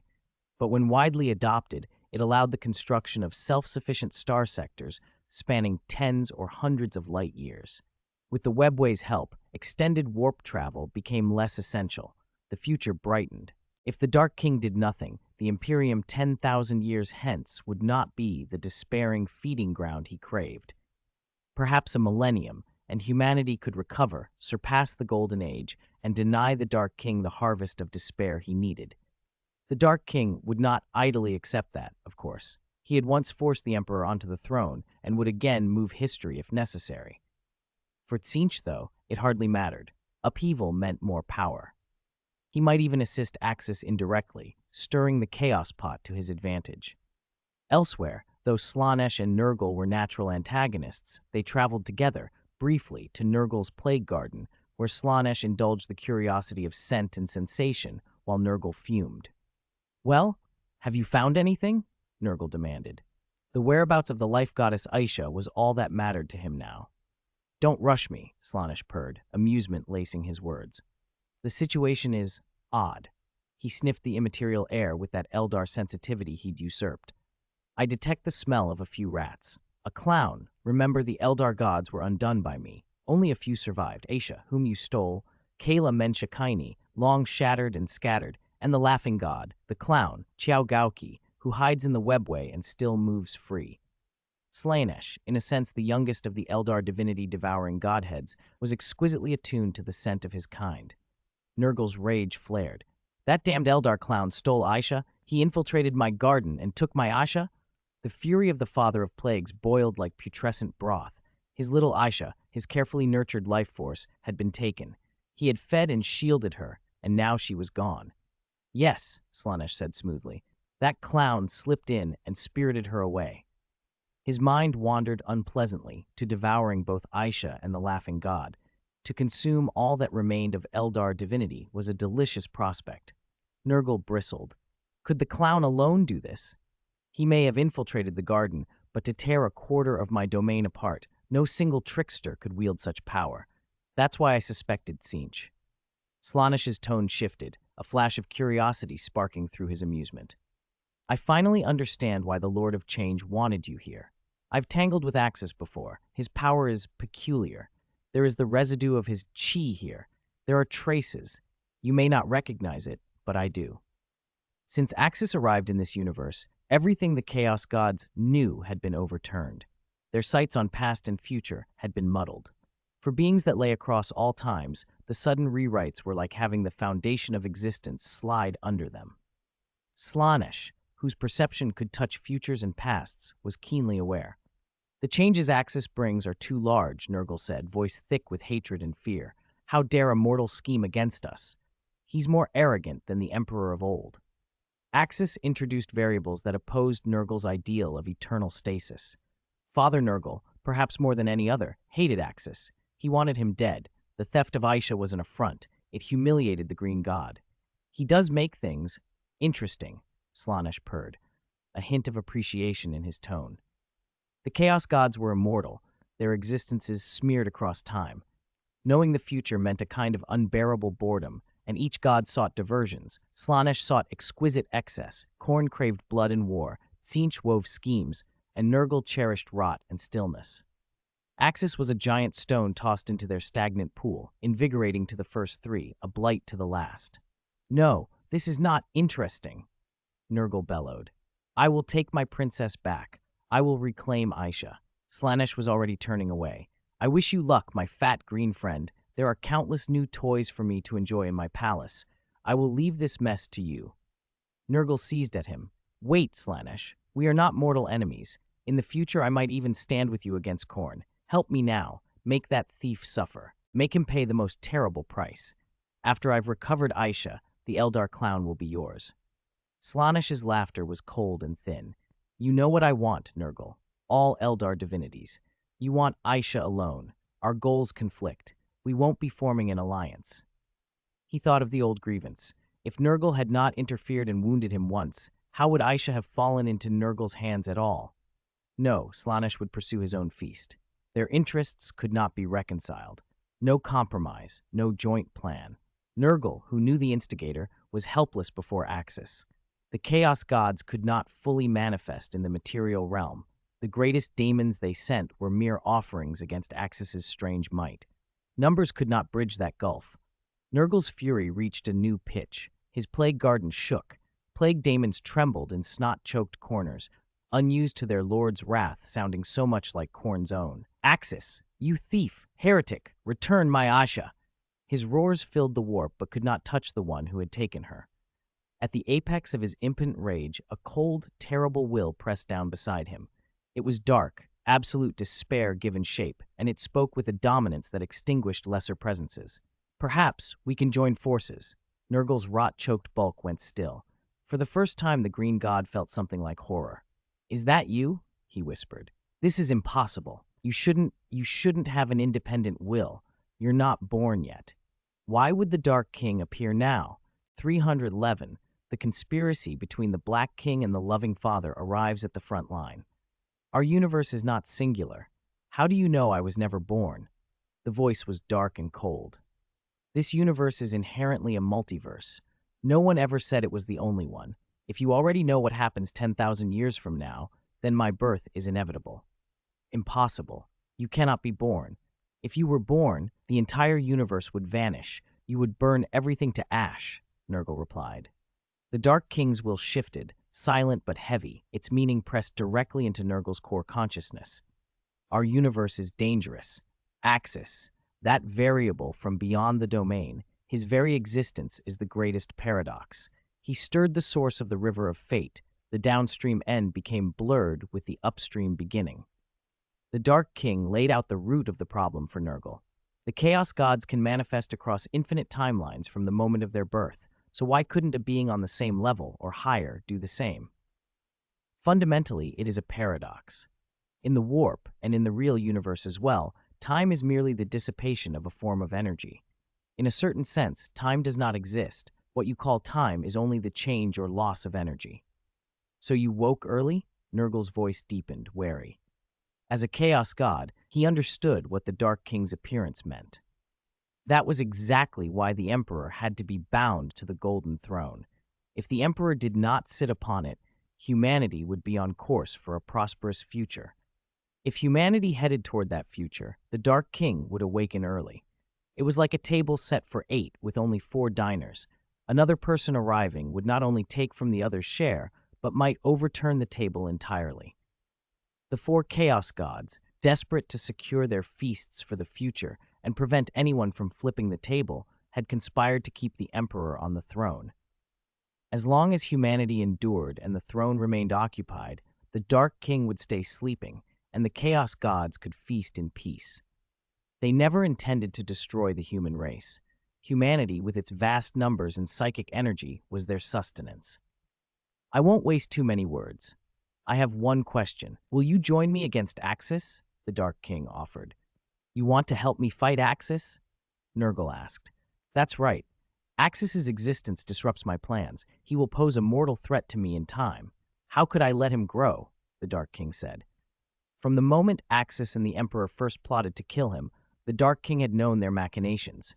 Axis's existence, particularly that purple destructive energy he wielded, a power from other worlds, truly threatened him. At first, the Dark King didn't take Axis seriously, but when that purple energy appeared, alarm flared. If Axis mastered that energy, he could potentially obliterate the Dark King. He had to act, but without the Emperor knowing. The Emperor is a human incarnation of the Dark King, but not the Dark King himself. He could read much of the Emperor's actions while remaining hidden. You should know we have core conflicts of interest. None of us want you to wake, Nurgle protested. He wanted Axis eliminated and to reclaim his life goddess, but allying with the Dark King made him hesitate. We actually don't have much conflict. You prefer I delay my birth. I have chosen humanity. As long as the Emperor sits on the Golden Throne, as long as the human race endures, even if humanity falls into chaos and despair, giving you negative emotions and giving me darkness and despair, I would rather sleep than wake. But now someone seeks to awaken me and then kill me, the Dark King said. He had come to Nurgle because the other 3 Chaos Gods would not cooperate. They were too invested in the changes Axis brought, albeit Khorne and Tzeentch benefited more than Nurgle. Nurgle considered. As long as the Dark King remained asleep, it benefited them all. Axis's death would be ideal. What do you plan, Dark King? How do you intend to deal with Axis? Nurgle asked. As a powerful Chaos God, Nurgle bristled at being manipulated, and at the thought of having his beloved life goddess taken, the Chaos Pantheon's pride was at stake. I have a plan, and it requires your cooperation. Green and black energies began to conspire together. A perfect, seamless plan. If it succeeds, it will be magnificent, Nurgle said. Of course it will succeed. This is our secret agreement. You must tell no one. The Dark King warned. Don't worry, I won't tell the other 3, Nurgle said. But can you ensure the one on the Golden Throne never learns of this? I have already forged a dark persona for him. Over time, he will develop more negative facets.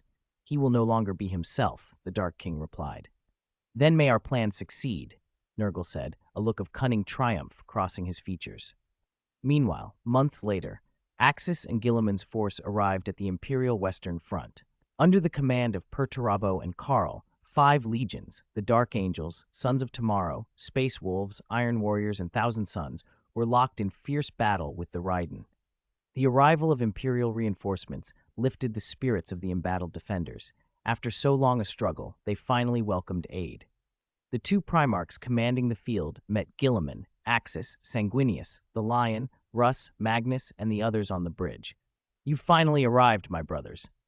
Karl greeted them with visible relief. Perturabo, standing beside him, inclined his head in acknowledgement. "You've done well, Perturabo, Karl. If not for your steadfastness here, this war could have doomed the nascent Imperium of man," Guilliman said. "It's good that you're here. Has the situation on Terra stabilized? Was Horus defeated?" Karl asked. "You can be assured on that count. The War Master Horus was completely slain by Father on Holy Terra several months ago," Guilliman said. "That's excellent. It's a shame we weren't part of that battle," Perturabo murmured. "What happened in that war? Did we take heavy losses?" Karl pressed. At that question, the Primarchs who had been holding the line fell silent. Guilliman told them the truth. The Imperium suffered enormous losses. Countless planets were destroyed by chaos. Hundreds of thousands of Astartes were killed. The Iron Hands, Salamanders, and Raven Guard were largely crippled, their legions reduced to mere thousands. The Blood Angels and White Scars also suffered grievously. Father, after his duel with Horus, was mortally wounded and ascended the Golden Throne, ceasing to communicate with his subjects and remaining between life and death. The two Primarchs at the Western Front could hardly believe it. Impossible. Axis could have defeated Horus in a single move. Why did Father go to war with Horus?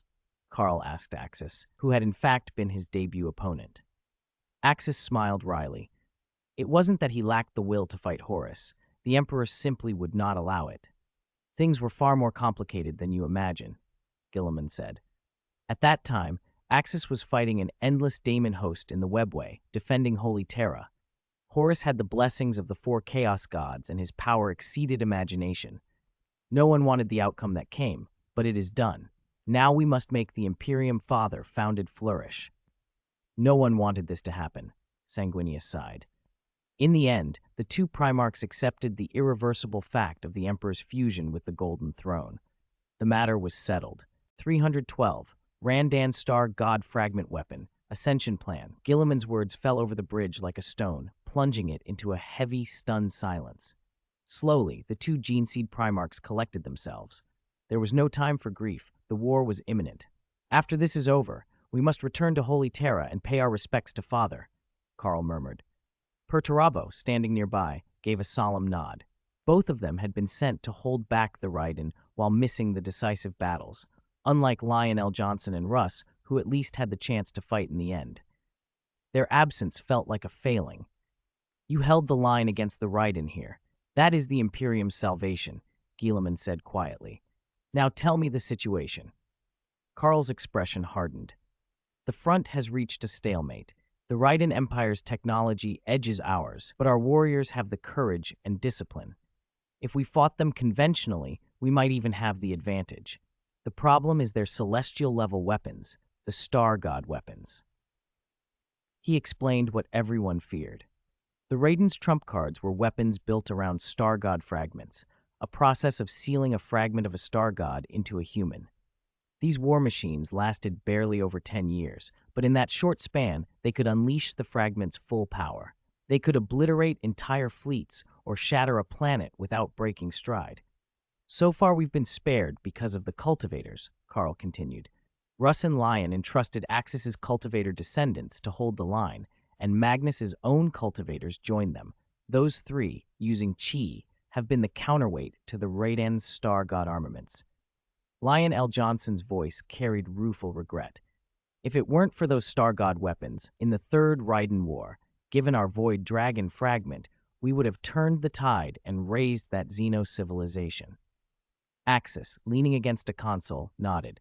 In the original timeline, he knew the Raiden would never have developed weapons of this caliber if he had not appeared in their history. In the Second Raiden War, his Super Saiyan power had destroyed their expeditionary fleet. Wars breed innovation, and the Raiden had been forced to pursue Star God technology to meet him. Don't worry, Axis said, cracking his knuckles. I'm here now. Let me take care of those Star God weapons. A smirk flickered across Magnus's face as he lifted his staff. You won't have all the fun. I want to test some new sorcery I've been developing. See how it stands up to a Star God fragment. Sanguinius's presence changed the room. He glowed with a warm golden light, and two pairs of great, gilded wings unfurled behind him. The change in his bearing was unmistakable. Where he had been a peer of the Primarchs, now there was something more, an aura that suggested transcendence. Guilliman forced a smile and asked the practical question. How many of these Star God fragment weapons do they have? 4, Perturabo answered. They've thrown almost everything into this assault. They mean to wipe out humanity in one blow if they can. If not for the cultivators, even we, Primarchs though we are, would be helpless, Karl admitted. The Redan weapons could operate in space and reduce warships to scrap. The fighting skill of a Geneseed Primarch could not substitute for that kind of destructive capability. Sanguinius turned to the others. There's enough for us to divide. Axis, you and Magnus each take one, and I'll handle the remaining 2. Axis laughed. No, I don't share prey. I'll take all four. Carl intervened before the others could argue. This isn't a contest. Those weapons are unlike anything we've faced. Leave them to Axis. His strength and these cultivators, it's the safest course. The others glanced at Sanguinius. Golden light suffused him as he smiled serenely. Magnus's forehead bore a faint golden sigil, something like a third eye, glowing with arcane light. It had become clear over recent days that both of them had changed profoundly. Sanguinius's voice held no arrogance, only conviction. You may be underestimating what I've become. Since my ascension, I have mastered holy light power. It is a force that heals, bolsters, and judges. It will cut through whatever the Raiden bring. Axis shrugged and explained, for those still bewildered, what had happened and how. Magnus proposed an ascension plan. The Emperor sanctioned it, and we transplanted spirit tree fruit to several worlds. A gene seed Primarch who endures 100 years' baptism of chi and consumes more than 10 spirit tree fruits can grow a new physical vessel capable of bearing their soul. Carl and Perturabo stared at him. The terms warp lesser god, spirit tree fruit, holy light power were alien. They had left Holy Terra armored with gene seed and duty, not this doctrine of ascension and cultivation. Does ascension mean we all gain some new energy? Perturabo asked. Not necessarily, Axis said. Sanguinius gained holy light because his nature as an archangel harmonized with that path.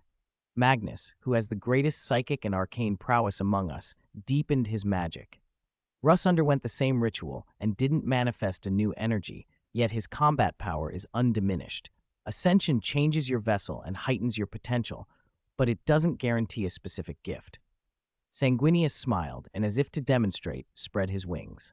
The golden light he radiated was not merely illumination, it was a balm. It washed over every tired face on the bridge. The fatigue that had clung to the crew for days thinned, old aches eased, the officers felt courage and clarity return, as if some inner reservoir had been refilled. Perturabo let out a low whistle. Amazing. I feel my strength returning. Carl's eyes shone with something like awe.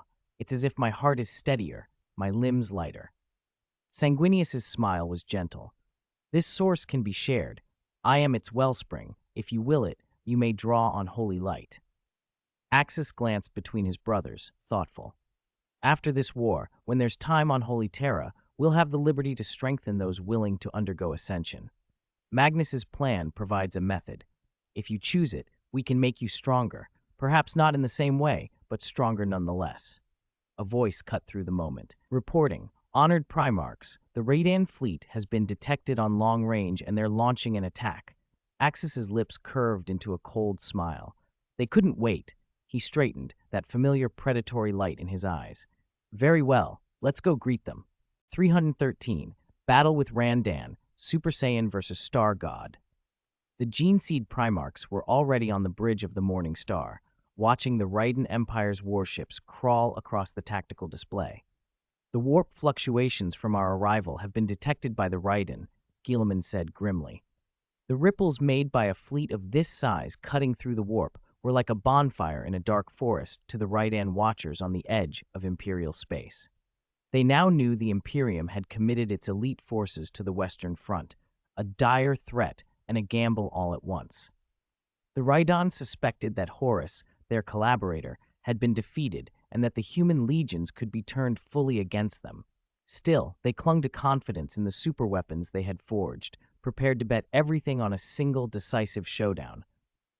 They're here, in numbers far greater than before, Carl said, voice flat as he pulled up the real-time battle map. The screen was a riot of pinpoint lights, all out assault. They want to smash us before we can establish a foothold. Perturabo's metal faceplate gave a cold readout.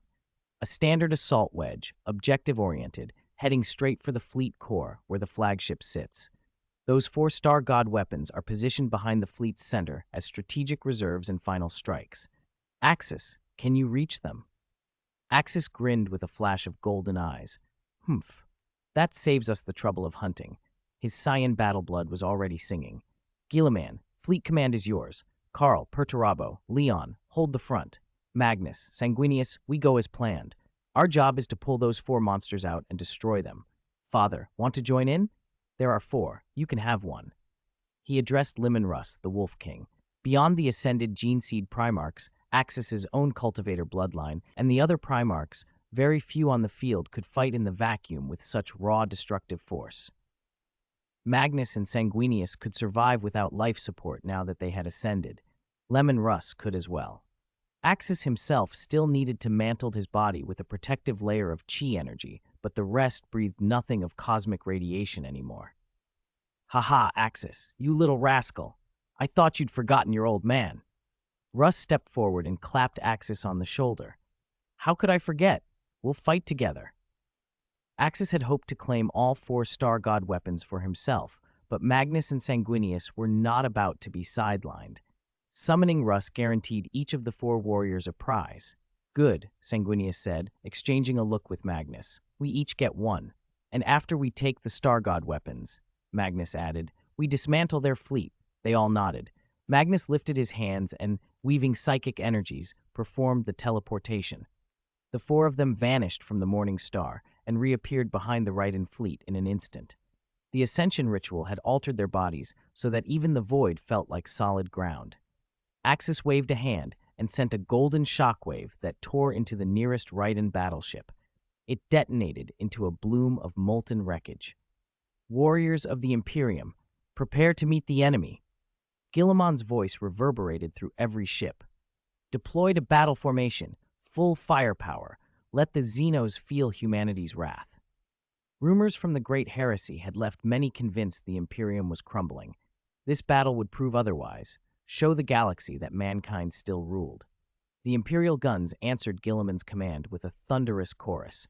Macro cannon salvos, searing lance beams, Nova cannon discharges streamed out like a storm. The Raiden answered in kind, their bioships belching corrosive spores, acidic masses, and lethal energy beams. Wherever energies met, there were fireworks of death and shattered hulls, wreckage drifting in the stars. Axis, Sanguinius, Magnus, and Leman Russ tore through the hail of fire like 4 comets. Golden chi flared about Axis as he slipped into the legendary Super Saiyan state. A golden-green aura, hair spiking wild, a bulked 3.5-meter frame, bristling with explosive muscle. The chi formed an almost indestructible shield that deflected or vaporized orbital artillery. Axis moved like a living assault weapon. Any Raiden ship in his path was either smashed apart or sliced in 2 by the solid chi blades he spun casually from his wrists. His target was clear, the nearest energy source marked on his star map, cold and hungry with starlight, a star god fragment. Sanguinius blazed like a rising sun, need neither thrusters nor armor, propelled by holy light. Golden wings scattered luminous feathers that purified missiles and biofighters into nothing. Each swing of his greatsword threw a blade of searing light that cleaved Raiden bioarmor with surgical ease, and his radiance steadied the aim and courage of nearby Imperial crews. Magnus fought with arcane elegance. The arcane eye glimmered as he uttered ancient invocations, runes of blue-purple light spun into being. He favored precision and spatial control over brute force. Disintegration rays drained engines and shields to dust. Arcane mirror mazes lured enemy ships into collision, and psychic lightning finished them off. He aimed for a second fragment. Leman Russ went in with brute ferocity. Propelled by raw psychic drive, he rammed ships, ripped open hulls, and shifted into a towering wolf inside, letting loose howls that shredded the minds and eardrums of any Zaidan crew within.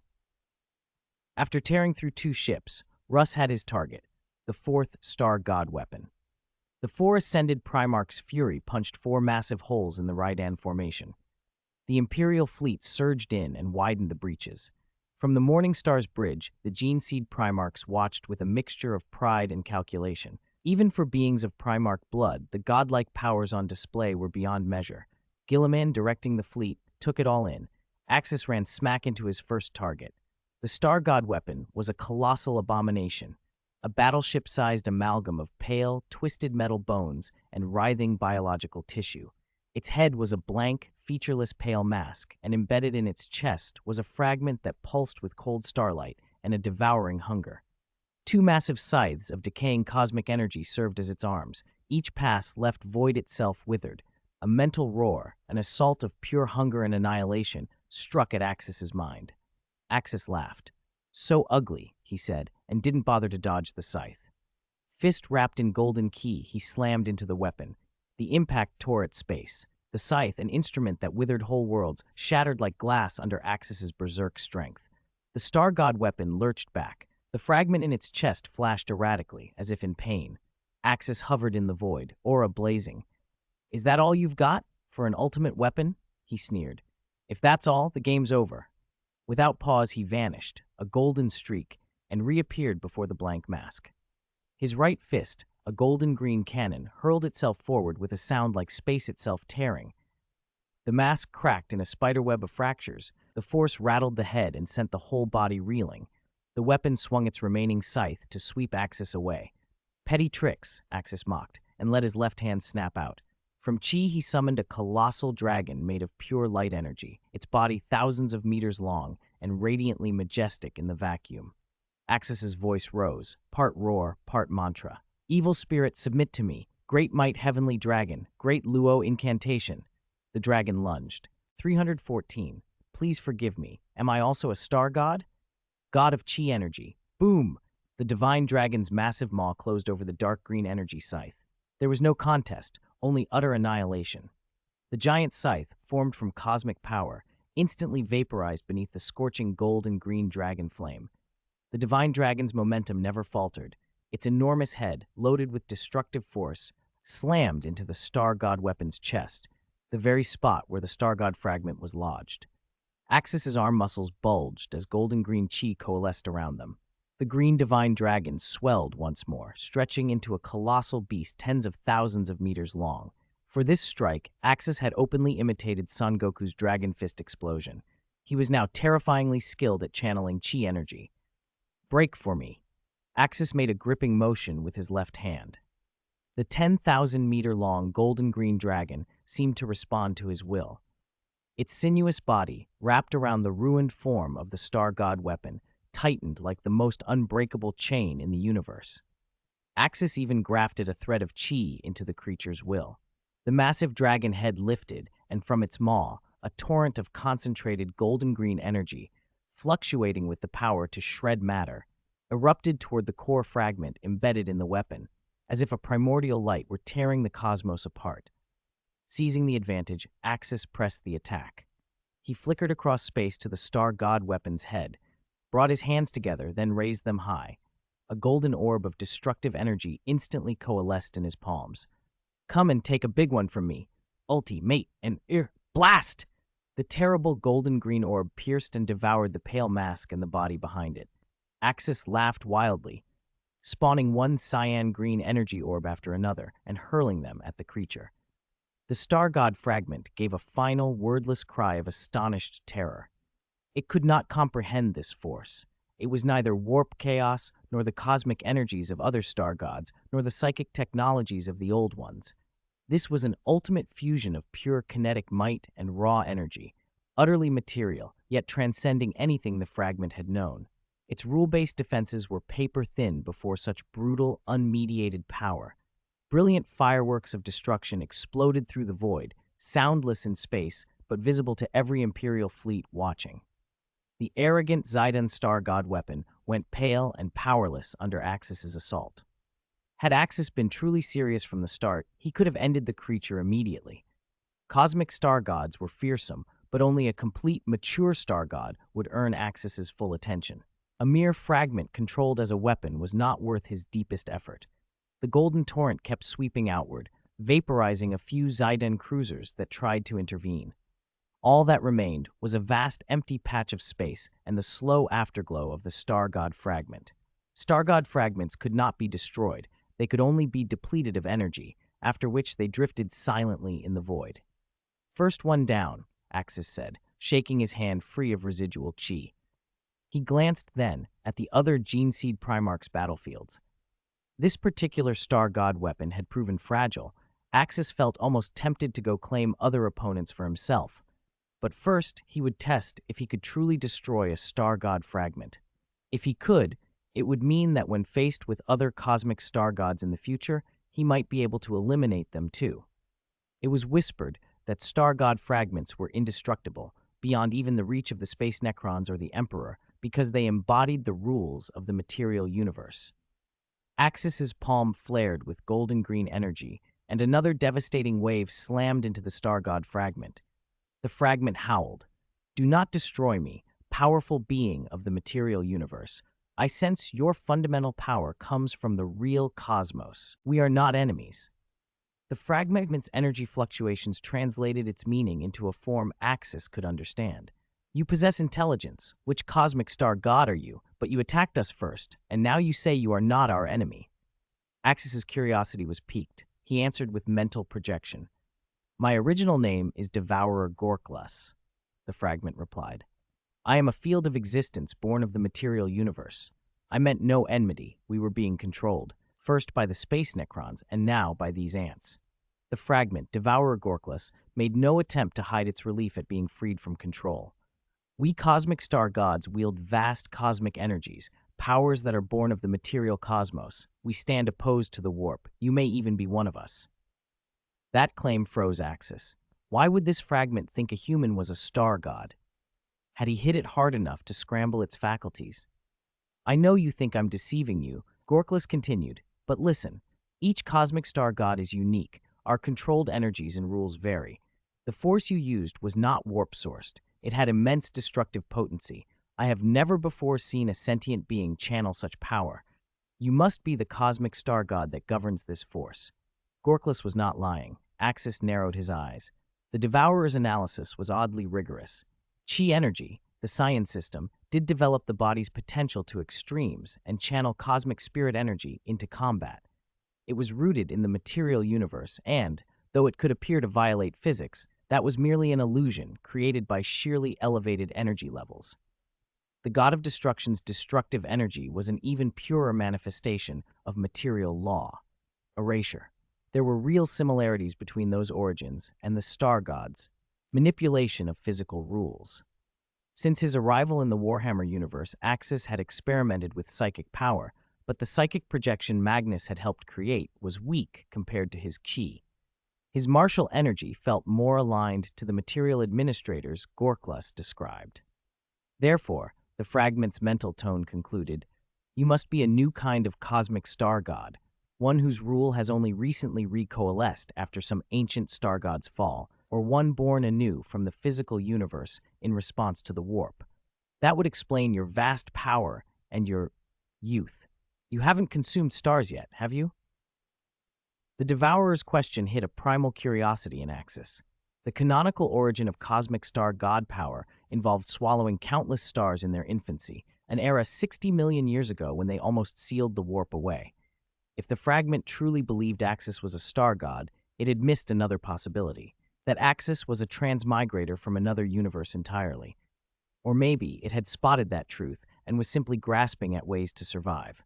"Can you teach me how to absorb the power of stars so I can become a cosmic star god?" Axis decided to test the Devourer.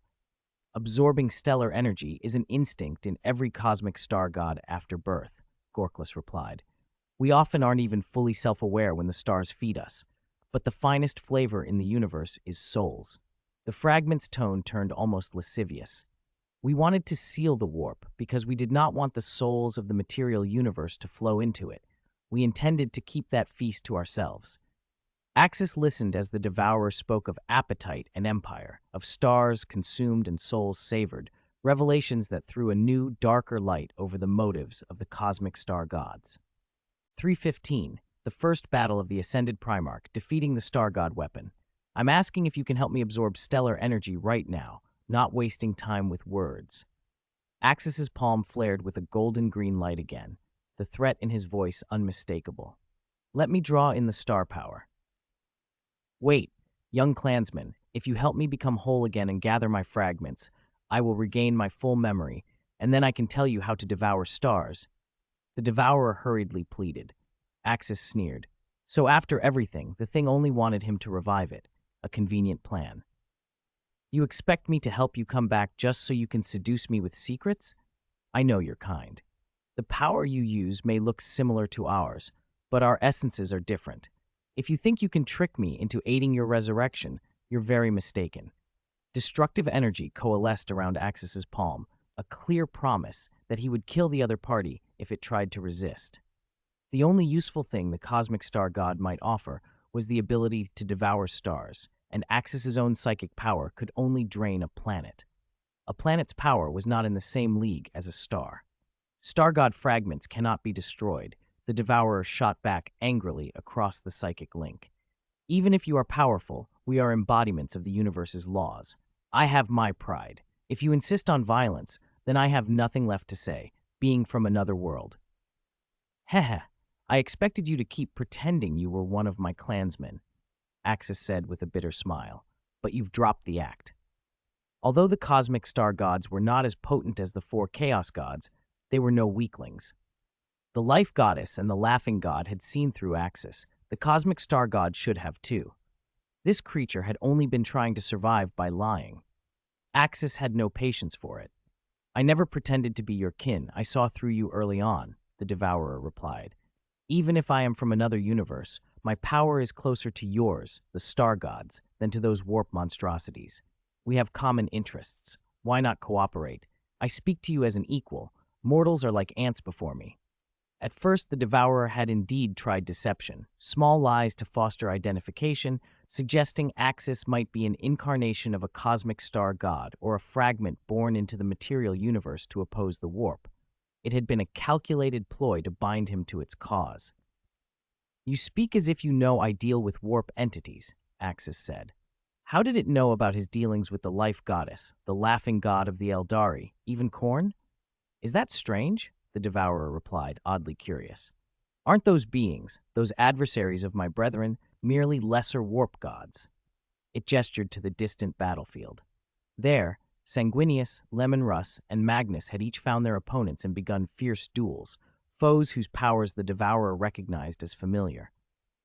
Except for Sanguinius's force, which seemed to flow from the physical cosmos, the others showed unmistakable warp signatures. But something else puzzled the devourer. These opponents' bodies were far stronger than the devourer expected. Outside of star gods, there should not be beings of such terrifying might. Their physical might rivaled a star god fragment. Axis felt a flash of exasperation. They were talking past one another. Axis had meant the warp gods. The devourer assumed he'd meant the 3 gene seed Primarchs now fighting them. From a distance, the battle raged on. Unlike Axis's skirmish, the 3 Primarchs did not utterly dominate the star gods, but they held the advantage. Sanguinius stood against a monstrous star god weapon, an enormous, lidless eyeball fused with writhing, tentacular appendages. Its pale, bony armor flaked and regenerated continuously. The tentacles ended in shimmering, sickly green currents of decaying psychic power, each sweep rending space and leaving corruption in its wake. It had no fixed core, attacking like a storm meant to erode and disintegrate Sanguinius's divine radiance. Evil, before the holy light, you shall be reduced to nothing. Sanguinius's voice rang like a great bell. His golden wings spread wide. The holy light around him made him appear cut from pure gold. Each stroke of his greatsword severed a tentacle laced with corrupt psychic power. No gore spilled, only the sizzling of purification and rising motes of golden mist as the darkness burned away. Holy Nova, judgment, he cried. A pillar of blinding light descended like divine punishment. The eyeball beast emitted a high, silent shriek in that purity. Flames erupted from within its bulk, and it finally unraveled into motes of light under the purification. Within the pillar, Sanguinius drifted, 4 wings unfurled like a true archangel. The star god weapon dissolved, exposing the star god fragment within, its outer construct shattered, its material form destroyed. Magnus faced a different kind of foe, a precise star god weapon that resembled a gigantic mechanical spider fused with a crystal mountain. It skittered with clockwork speed. 8 metal limbs sheathed in energy fields whipped the void. Crystal spires on its back fired concentrated psychic beams that disintegrated matter and set spatial traps. It was a war machine, long-range, surgical, and coldly efficient, raining cosmic rays on Magnus. Arcane magic phase shift. Magnus tapped his staff and became briefly insubstantial.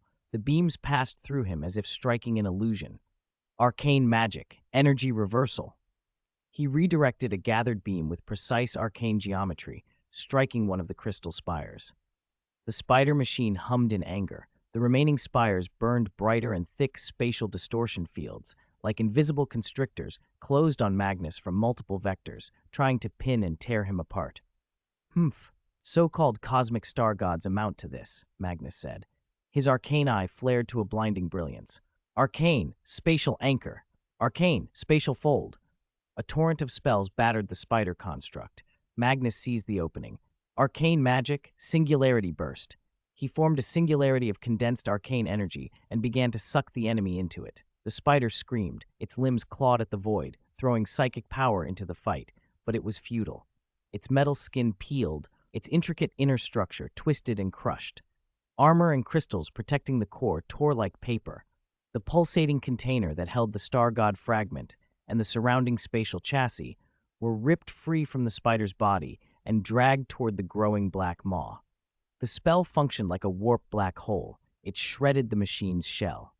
The fragment within, however, still seemed to persist. On Magnus's front, the star god weapon was defeated. Leman Russ's battle was the most brutal and primal. His adversary was a hulking star god weapon, a metal gorilla fused with a rocky behemoth. Its fists were surrounded by heavy energy fields. Each impact could shake stars. Its thick rock hide granted stupendous defense, and it exhaled destructive energy breaths.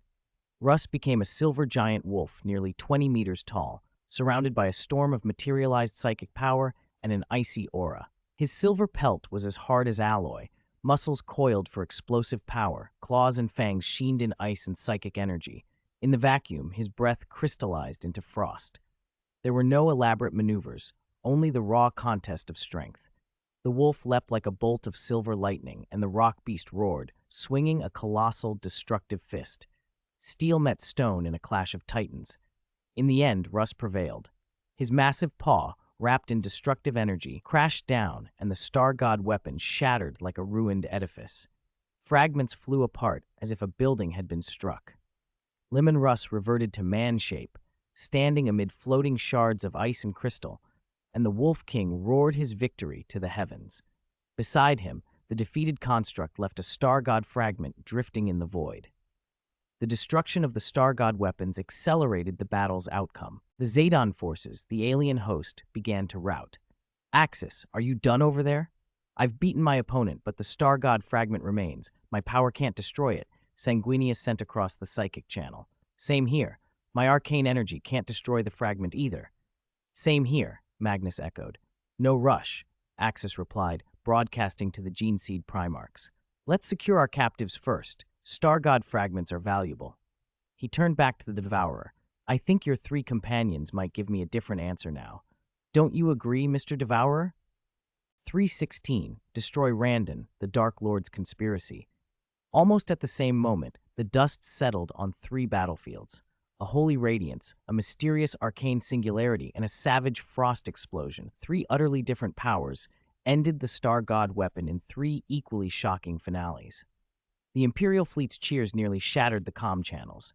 Conversely, the Zidon main brain ship's communications descended into chaos and despair. Who could have guessed that a full-scale assault meant to crush the Imperium in one blow would instead turn into a catastrophic defeat for the attackers? It was not only Axis and the 3 ascended gene seed Primarchs who had unleashed their might. Axis's son Kratos had also ascended into a Super Saiyan state, displaying prodigious power. The Rhydon's defeat was sealed. What followed barely required Axis's intervention. The vast Imperial fleet and numerous Space Marine boarding parties alone were enough to obliterate the Rhydon armada. "Powerful being, I do not yet know your name.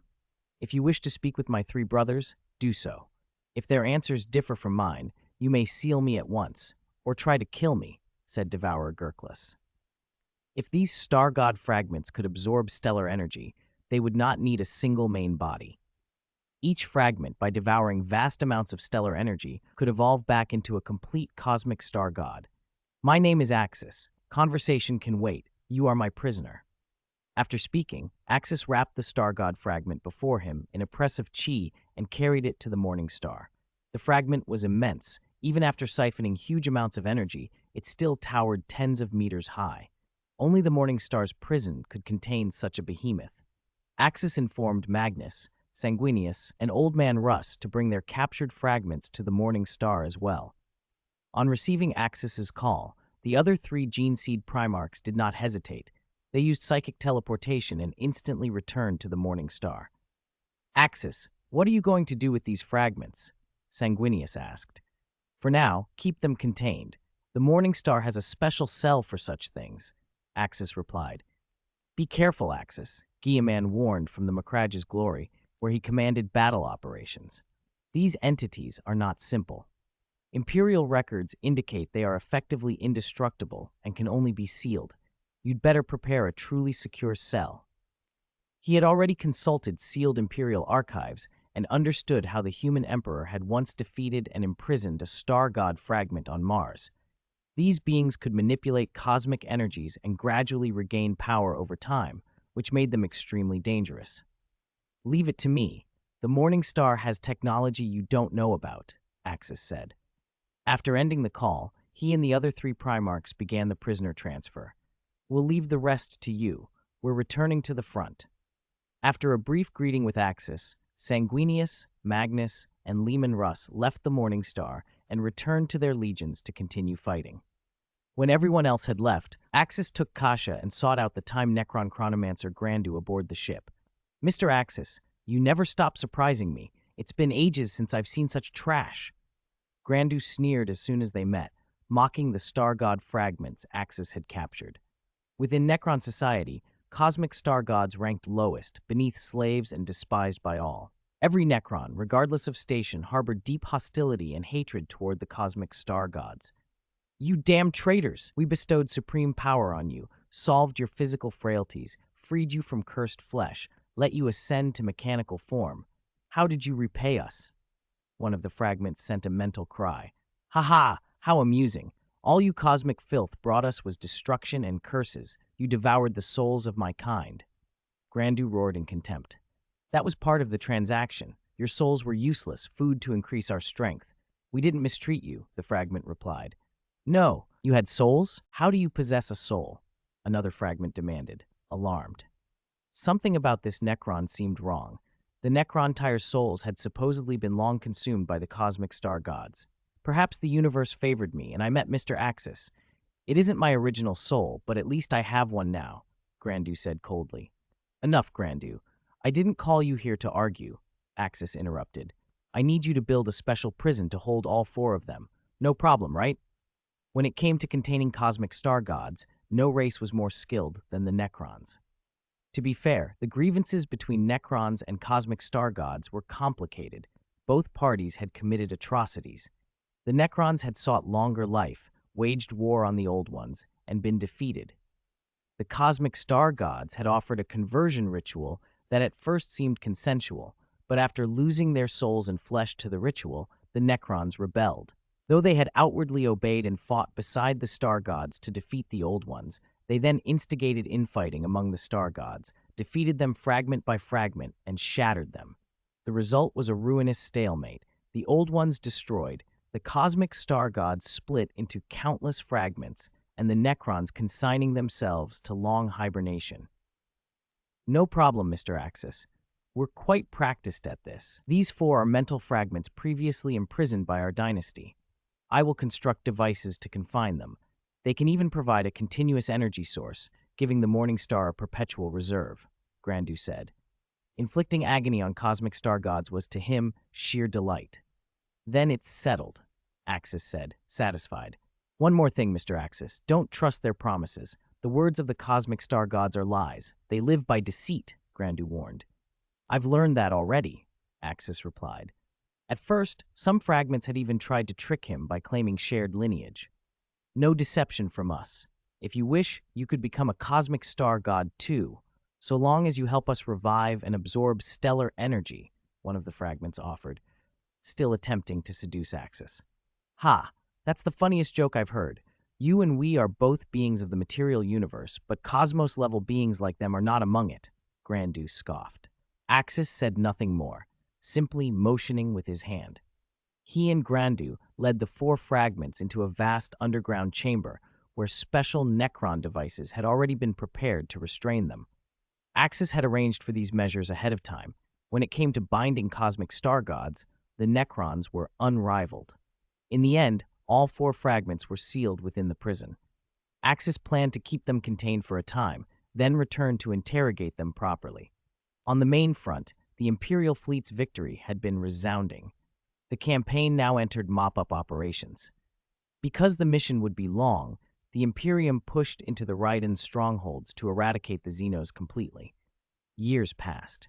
For 5 years, the Imperium deployed massive forces.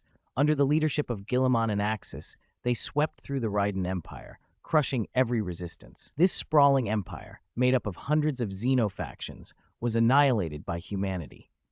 Axis intervened occasionally to wipe out large Raiden fleets, but most of the fighting was carried out by the legions and their descendants. Axis had wanted to plant spirit tree fruit on several more worlds, but Guilliman refused.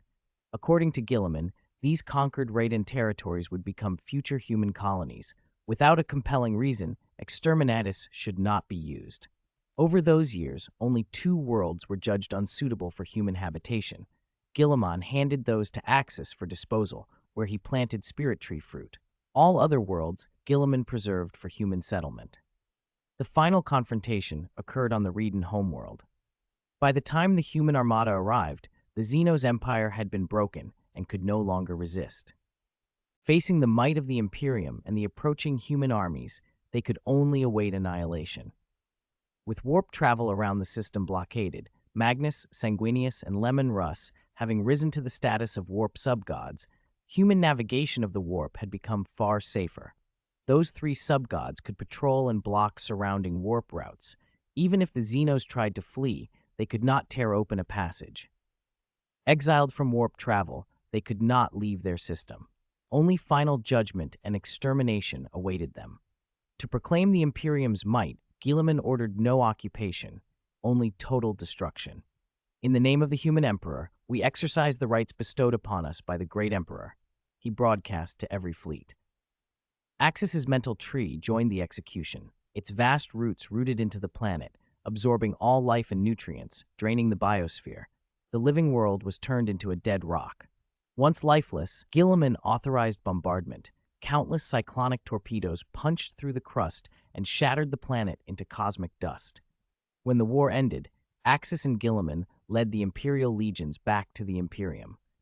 Waves of human settlers arrived to be welcomed as citizens of the Imperium. The Morning Star and the Golden King sank into the warp together. "Father, it's an honor to fight at your side," Kratos said, excited, following his father.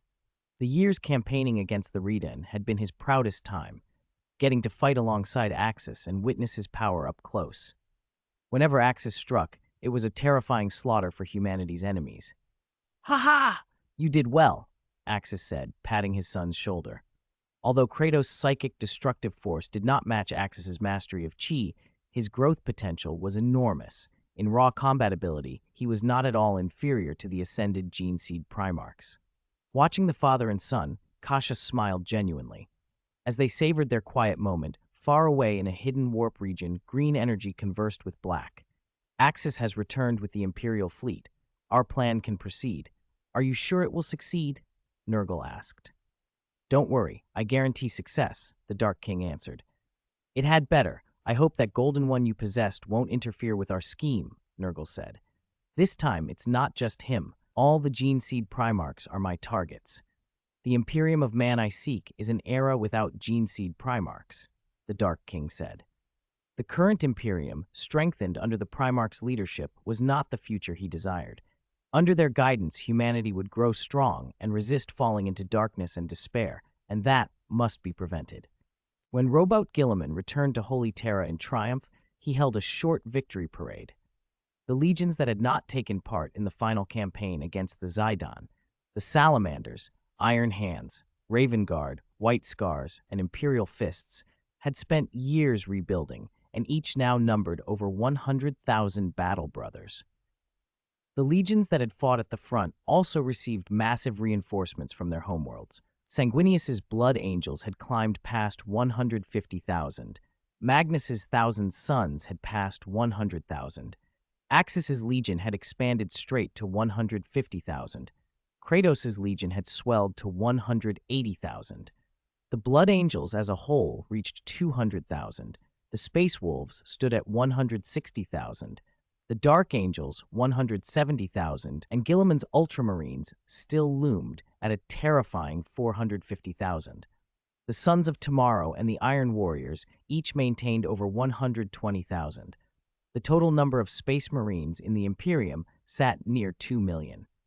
Less than 10 years after the end of the Great Heresy, humanity appeared to be returning to something like pre-war prosperity.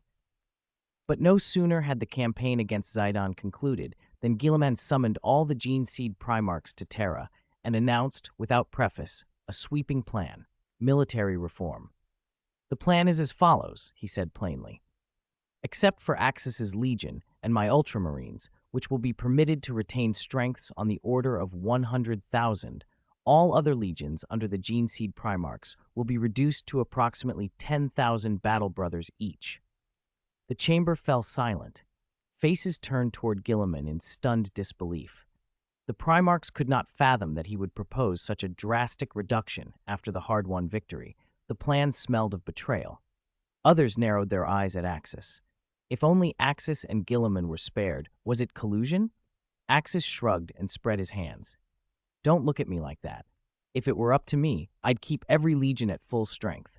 I am not the instigator. I argued to change Guilliman's original proposal."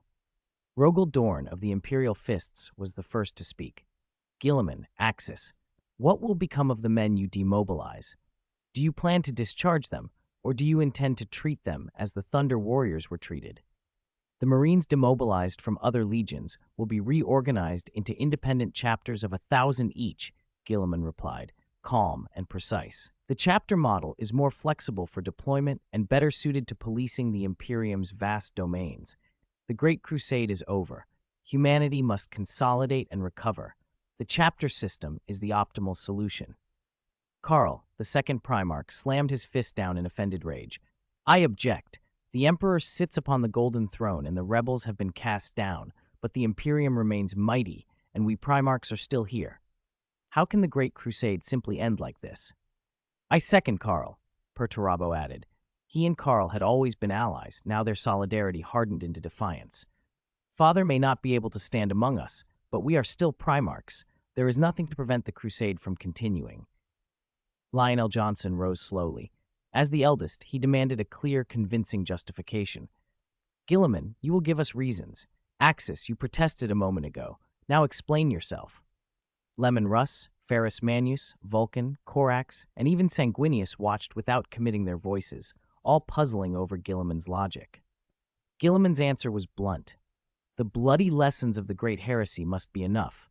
One of its root causes was the excessive concentration of force in single legions. The betrayal of a single Primarch meant the defection of over 100,000 elite warriors. We cannot allow that to happen again. Leman Russ barked with scorn. "Are you questioning our loyalty, Guilliman?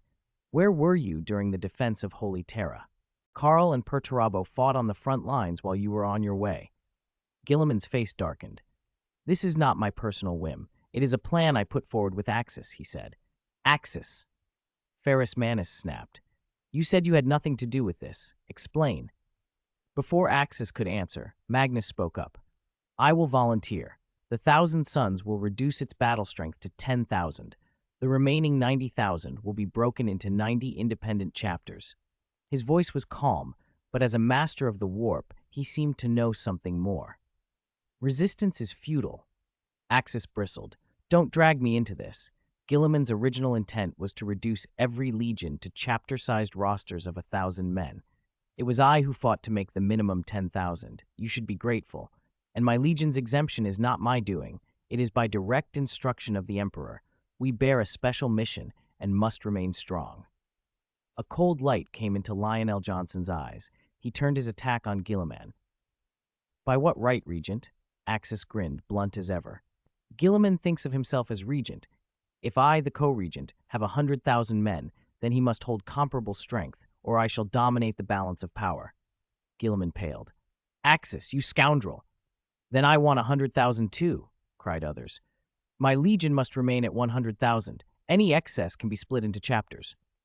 Voices rose in agreement. Seconded, until a roar of demand filled the chamber. Apart from Magnus, who had already declared his intent, the Gene Seed Primarchs fell into a united front. If Axis could be treated specially, so could they. Guilliman's exceptions smacked of favoritism, and pride would not allow it. Guilliman tried to steady himself. "This is for the Imperium," he said, suppressing anger. "The Great Crusade has ended. Humanity must recover. Such vast legions are unnecessary in this age." No argument swayed them. Splitting into chapters might be acceptable, but every Primarch insisted on equal treatment. Guilliman's authority as regent had been granted by them. They would not be ordered into second-class status. For months, the quarrel dragged on. Threats flared. In a fit of fury, Guilliman even accused those who opposed his plan of betrayal, an accusation that chilled men who had only just escaped civil war. Rumors flew. Would the Imperium descend into another fratricidal conflict led by the Primarchs? Some among them, Leman Russ, Karl, Fenris, and others, met privately with Axis to press him to take Guilliman's place as regent. Axis refused outright. Accepting would be tantamount to declaring war on Guilliman, though he believed he could crush any opposition. He sighed. The Primarchs, who historically might have supported Guilliman's codex reforms, now stood with their brothers. The reason was obvious. Guilliman's special treatment was intolerable. If everyone were equal, there would be no quarrel. Why should Guilliman and Axis alone be exceptions? Magnus came to persuade Axis as well. "You know the truth behind this dispute," he said. "You are the one who understands its root. Step forward." Axis closed his eyes for a long moment, then said warily, "Can I not have a quiet hour? Very well, I will speak." At the meeting the next day, Axis stood and laid out the truth. "Brothers, end this pointless quarrel. The split into chapters, this is the Emperor's command." Some faces showed disbelief. How could the Emperor, slumbering on the golden throne, issue such a clear directive? Before doubt could harden into defiance, a vast pressure of psychic will tore across the chamber. It was a roar without sound, the presence of the Emperor, immense and absolute.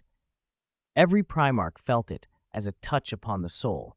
For a moment they were suspended in a stillness that brooked no question. When they came back to themselves, the Emperor's will lay upon them like a brand.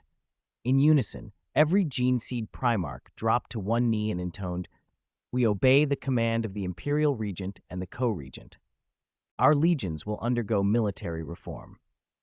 Thus the storm that had threatened to shred the Imperium was ended, not by persuasion nor by force of arms, but by the unmistakable will of the Emperor himself.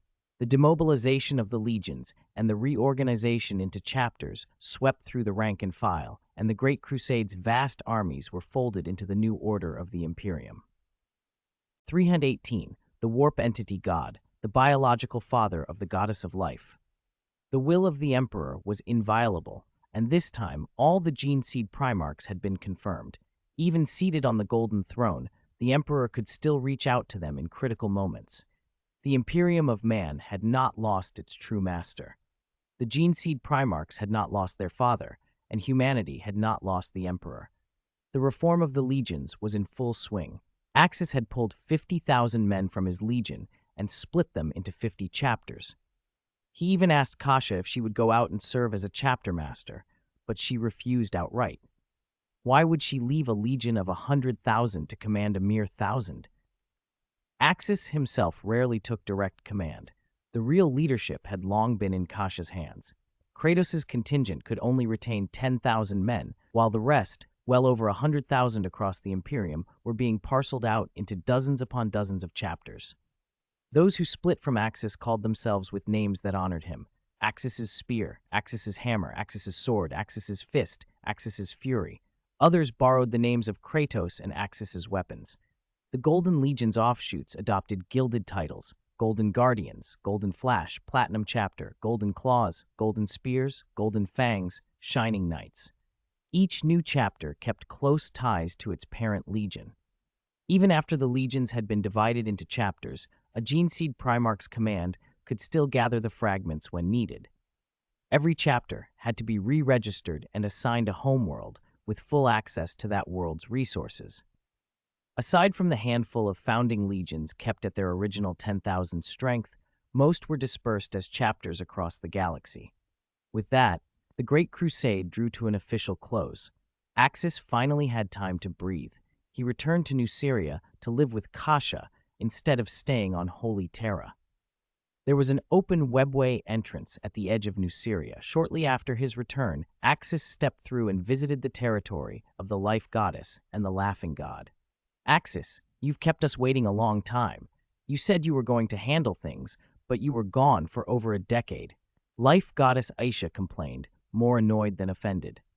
She and the Laughing God had lived in the webway for more than 10 years and had begun to wonder if Axis had forgotten them. I was delayed by a lot of matters, Axis replied. We were busy. Humanity had just come through the Great Heresy. Then we had to deal with a vast Xenos empire, and finally the military reforms. It took time. He had hurried over as soon as he could. If he had lingered on Holy Terra, his fate might have resembled Gilliman's. Since you're here, Axis, make a body for me now. I can't wait, Aisha said. Axis nodded and looked at the Life God's star. It had changed completely since he'd last seen it. Small animals scurried everywhere, and many Eldar had already come to dwell there. It seems you've already connected with your people while I was away, he observed. Axis had deliberately delayed until Aisha's Life God star had matured. He wanted it to reach its best state before forming her flesh. Yes, the Eldar want to welcome their mother goddess back, and I miss my children, Aisha said. My children are mostly the Craftworld Eldar and the Exodite Eldar. While Axis had been occupied with the Imperium, the entire Eldar race had learned of Aisha's return. Under the Laughing God's influence, some Eldar had come to visit. Craftworld Eldar came first, then Exodites. Even the Dark Eldar sent envoys requesting that their mother goddess return to Kamara. Aisha, however, understood the true nature of the Dark Eldar. In her eyes, they had fallen completely into corruption. Though she loved each of her children, she could not accept those who reveled in perversion. Unless the Dark Eldar abandoned their habits, she would not acknowledge them. They sought her not out of reverence, but to ask her to open a life barrier to shield them from Slanesh's soul hunger, and she refused. The Dark Eldar are beyond saving, Axis said. All right, let us begin. I will make you a body.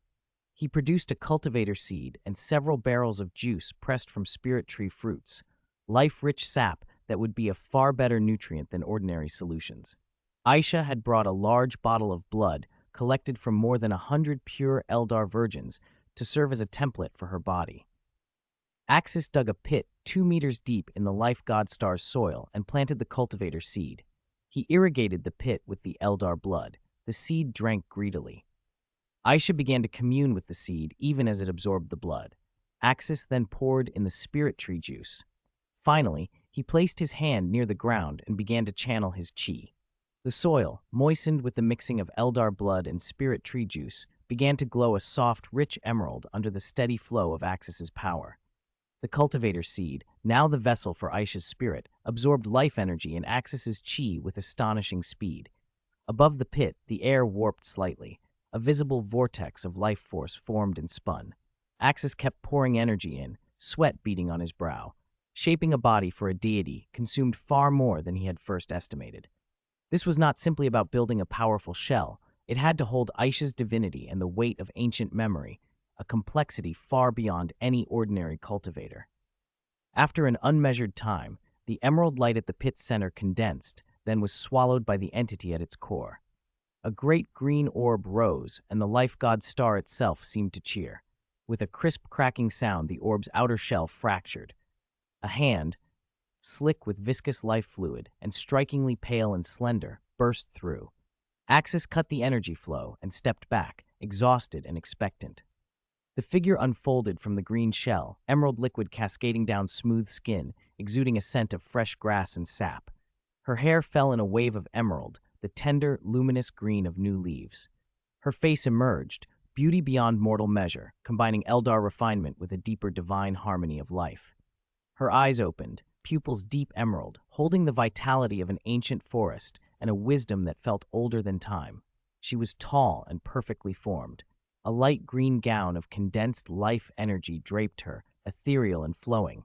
When she stood fully upright, an immense, warm aura of life radiated from her and spread out like ripples. The Life God star filled with the scent of living things. Even the material universe seemed to celebrate. Aisha had a true flesh and blood body at last, a warp entity made manifest.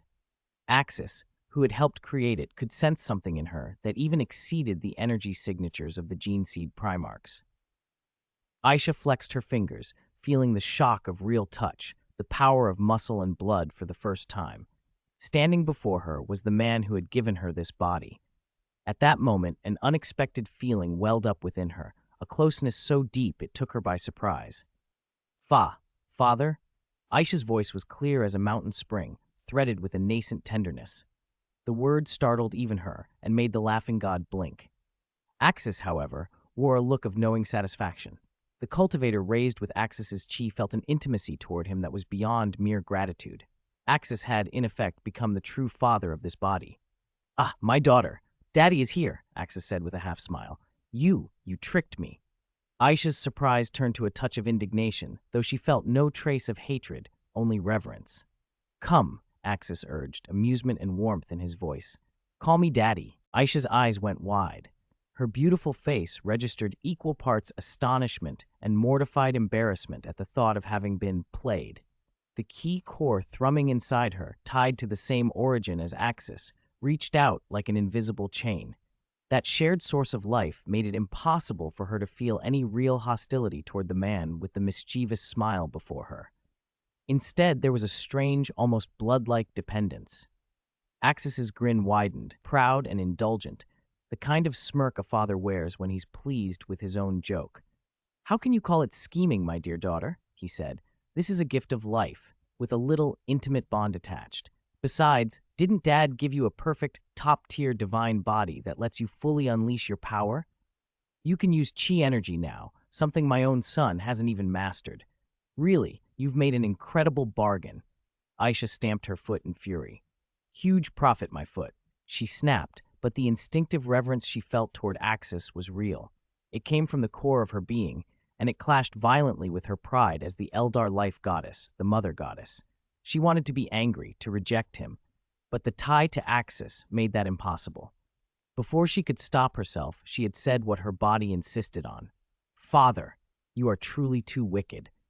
Nearby, Chao Gauchi, the laughing god, was already rolling on the ground in hysterics. Tears streamed down his face, and because the Eldar laughing god had no suitable body, those tears crystallized into living energy gems. "Ah, this is marvelous. A family drama, father and filial daughter. Oh no, it's a kind father and an annoyed daughter," he cackled. His harlequins erupted into grotesque laughter and applause, some of them even taking out pens and paper to jot down the scene.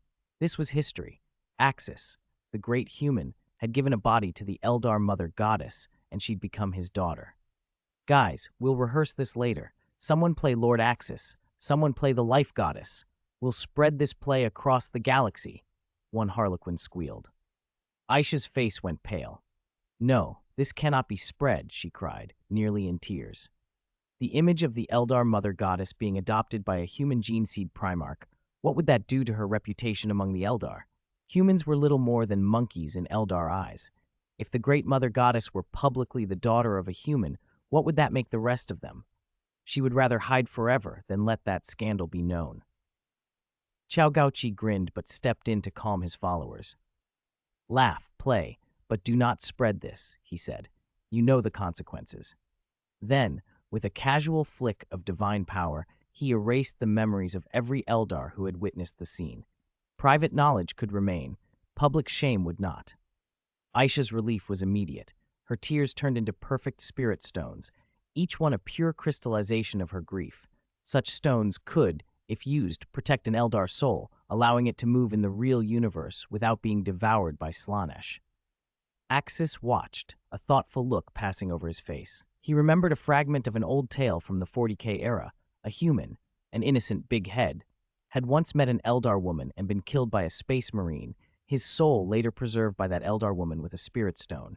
Even in the oldest lore, strange crossbreeds had existed. A deleted early story even mentioned a psyker from Macragge with an Eldar father and a human mother. "I understand," Axis said, not unreasonably. "You can call me father in private. In public, you are still the great Eldar mother goddess, an Eldar mother goddess who now has a physical body." He reached out to pat her head.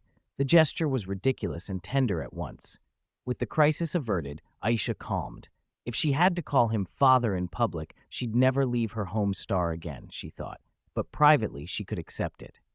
Axis smiled as she settled. Aisha, you should be able to use chi energy now. And because you are a god yourself, your chi should already be at a divine level. At the mention of divine-level chi, Aisha's ears, now pointed, twitching slightly. She had been a top-tier subspace god, ranked just below the 4 minor chaos entities. If she'd been placed in the Dragon Ball universe, she'd at least qualify as a world king, an apprentice world king god, someone who could create planets and seed life. Axis had plans to give her pointers. She nodded and conjured a sphere of white chi in her palm. It shimmered with a trace of emerald and brimmed with life force. As a cultivator-bodied god, she could channel chi energy, but this chi was different from Axis's rougher version. Aisha's chi lacked the Saiyan wildness and raw destructiveness. Instead, it was saturated with life energy, richer and purer than anything Axis had simulated. Its quality was higher than even her own divine power. She had once treated chi as an auxiliary tool to resist the warp and help tend life energy cultivation. Now, she realized chi might become her true path. The god of chi born from her divine core was far more potent than she had imagined. Axis watched, visibly pleased. His own development of chi had been crude. He'd been hoping that Aisha's different instincts would refine it. Though she didn't command as much chi as he did in total, the quality made up for volume. Chi also had an instant transmission technique in Axis's world. Decades of searching had yielded only the principle, not the method. Maybe the life goddess would perfect it. You can try developing other techniques with chi, Axis advised. In my world, some use chi for interstellar teleportation, jumping hundreds, thousands, even tens of thousands of light years. The idea is to use your chi to latch onto the chi at the destination, break through space, and arrive instantly. Amazing, Xiao Gaoqi said, astounded. Even we subspace gods can't do that. If you mean moving from the warp into real space, there are tricks, but instant transmission across thousands of light years within real space without touching the warp? That's unheard of. Not even a faster-than-light ship can match it. It's a powerful ability, Axis went on. Chi has many pathways. You are a god, Aisha. I believe you can master instant transmission. In my world, gods who control chi often have it. The Earth God could bring Goku back from the underworld to the Lookout. World King gods can teleport anywhere, even across universes. Develop it well. My instant transmission is all yours, little Aisha. Aisha's eyes lit up. Father, the god of chi fits me perfectly. I'll cultivate it properly, following your guidance. She felt the breadth of possibility. Chi could be turned toward many things. Axis explained more. In my world, there's a title called World King God. Their combat power isn't always stunning, but the things they control are beyond imagination. They are life's representatives. They create planets and cultivate life. They appoint planet gods, and they nurture world kings and grand world kings. You, Aisha, are a life goddess. Your divine might is essentially on par with a world king god. Develop along that path. I'll tell you some about what a world king god can do. If Axis someday became a god of destruction, he mused, Aisha could be his world king god. Angels, he decided, weren't necessary. He wasn't interested in them. Creating planets and cultivating planet-level gods, is that truly possible? Aisha asked, thrilled. This really suits me. Spreading life through the universe, shaping races, it feels a bit like the old ones. Axis cocked his head. Were the old ones extremely powerful? He asked. Amazing, Aisha said softly. To some extent, we Eldar gods were created by the old ones. 60 million years ago, the warp wasn't as turbulent. The old ones had psychic technologies so advanced they weren't even afraid of the chaos gods. We Eldar only remember the time when the old ones dominated the cosmos. Axis digested that. One world king god can command powers reminiscent of the entire old ones race then. Use it well. I will need some of your god of chi in the future, he added, thinking ahead. If not for Huang Laohan's advice, he might never have let Aisha take on the god of chi. Now, with her help, he could finally work toward becoming a Super Saiyan god, or even a god of destruction. I'm curious about the World King God path myself, Aisha said, excitement bubbling. Then the air changed. A dark, hungry pressure rolled in, the unmistakable descent of a bloodthirsty chaos divine power. 320. Khorne and the Emperor collaborate to plant the Tree of God above the Life God star. A terrifying, colossal demon face suddenly bloomed in the sky, as vast as a planet and dripping with blood. The Eldar on the world froze, their psychic senses recoiling from the raw, murderous will radiating from that monstrous visage. They all knew who it was. Khorne, one of the four Chaos Gods. The laughing god, Qiao Gaoqi, forced a smile and waved a hand, using his mind to calm the Eldar around him. Must you make an entrance every time? A little less dramatic, perhaps? You nearly gave our people a heart attack, he joked. Khorne didn't bother to look at him. What could a jester offer? His true partners were Axis and the Life Goddess, who had already begun to wield World King God power. Qiao Gaoqi's smile faltered, but as a clown, the masks stayed in place. You've come early, Axis said. The Life Goddess has already evolved into something like the World King God from my universe, though she's not quite there yet. He sounded almost pleased. Even Khorne seemed to covet the status of a World King God. If I'd arrived later, I might have missed the show, Khorne rumbled. Life Goddess Aisha, you amaze me. If you truly become the World King God Axis speaks of, able to create planets and life at will, I will even protect you. He spoke of an alien cosmology where a World King God ranks near a god of destruction. To Khorne, that still seemed weak compared to the Chaos Gods, but a World King God who created life would be extraordinarily useful. More intelligent beings meant more souls, more passions to feed the warp and swell the chaos domains. That would be an honor, Aisha replied, drifting to Axis's side and casting him a look that said plainly, I'm your daughter now, so you'll look after me. She was confident her father would protect her. Besides Slaanesh, the other Chaos Gods were inclined to shield her if it served their ends. More life is good for me, Khorne said simply. More life means more war, more bloodshed. Perfect. I'm still learning, Aisha admitted. Creating planets and populating them will take time. I can't do it at a whim yet. Khorne suggested you could practice in the warp, inside his domain, Axis said. But chi cultivation isn't like that. The warp and the god of chi don't mix easily. Cultivation is best performed in the real universe. The webway could be used, though. Now that Aisha had a physical form, Axis even considered moving her life god star closer to his Nuceria, safety by proximity. If Slaanesh came, the Chaos Gods could not simply manifest in the real universe to drag her away. They'd send daemon princes and such, and the Golden Legion or Aisha herself could repel them.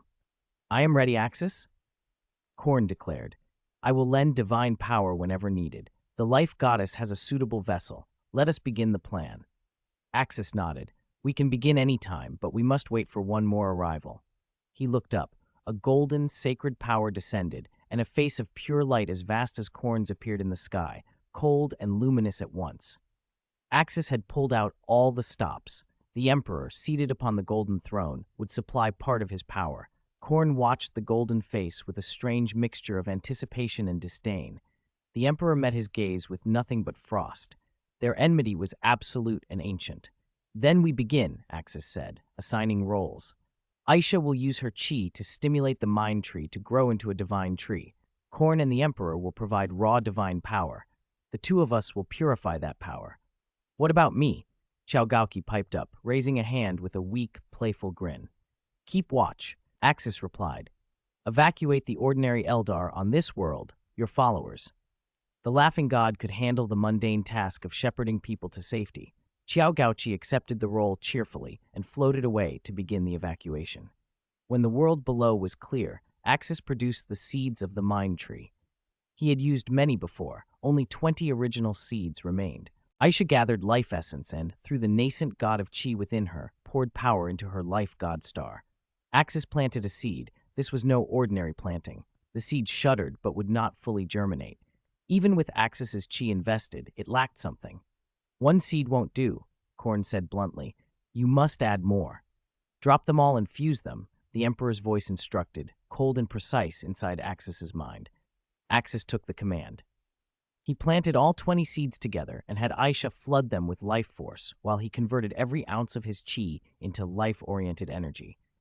The 20 seeds fused and shrank, coalescing into a single seed the size of a walnut. Buried deep within the life god star, that peculiar walnut seed opened an insatiable maw and began to devour the planet's life. The surface withered before their eyes. Forests blackened and died, rivers fell to trickles, and the abundant life aura thinned to a pall. Aisha pressed her hands to the ground, biting her lower lip. Her body became a furnace of chi, wrenching chaotic, unformed energy from the warp and transmuting it through her fragile, growing world king god vessel into pure life essence. She poured it into the starving world in a frenzied attempt to stem the loss. It wasn't enough. The seed's hunger far outstripped her conversion rate. Not enough. Far from enough, she gasped. The seed's appetite was vast. Her efforts were but a sieve. Khorne laughed, and the sound shook the webway itself. The blood-red visage tore open and vomited forth a torrent of crimson, no mere light, but condensed chaos divinity, the distilled will to kill forged on countless battlefields. It surged like a sea of blood, reeking of rust and rage, and bore down upon Aisha. She closed her eyes for a moment, and then flared with a vivid green radiance. The lifelight around her did not clash with Khorne's crimson. Instead, it seized that violent power as if with an invisible leash, dragging it apart and refining it. Aisha's body became a crucible. She trembled under the strain, small beads of sweat forming at her temples, but she endured. Layer by layer, the defiled blood power was stripped and cleansed, transmuted into a vast, usable primal warp energy keyed to life. She channeled it into the earth, feeding the greedy walnut seed and bolstering the dying planet. From the golden face, the Emperor's gaze flared. A pillar of sacred psychic power, utterly antithetical to Khorne's, shot toward Axis. It repelled chaos and carried within it a concentrated hatred of the warp. That power needed conversion too. Axis steeled himself to be its refiner.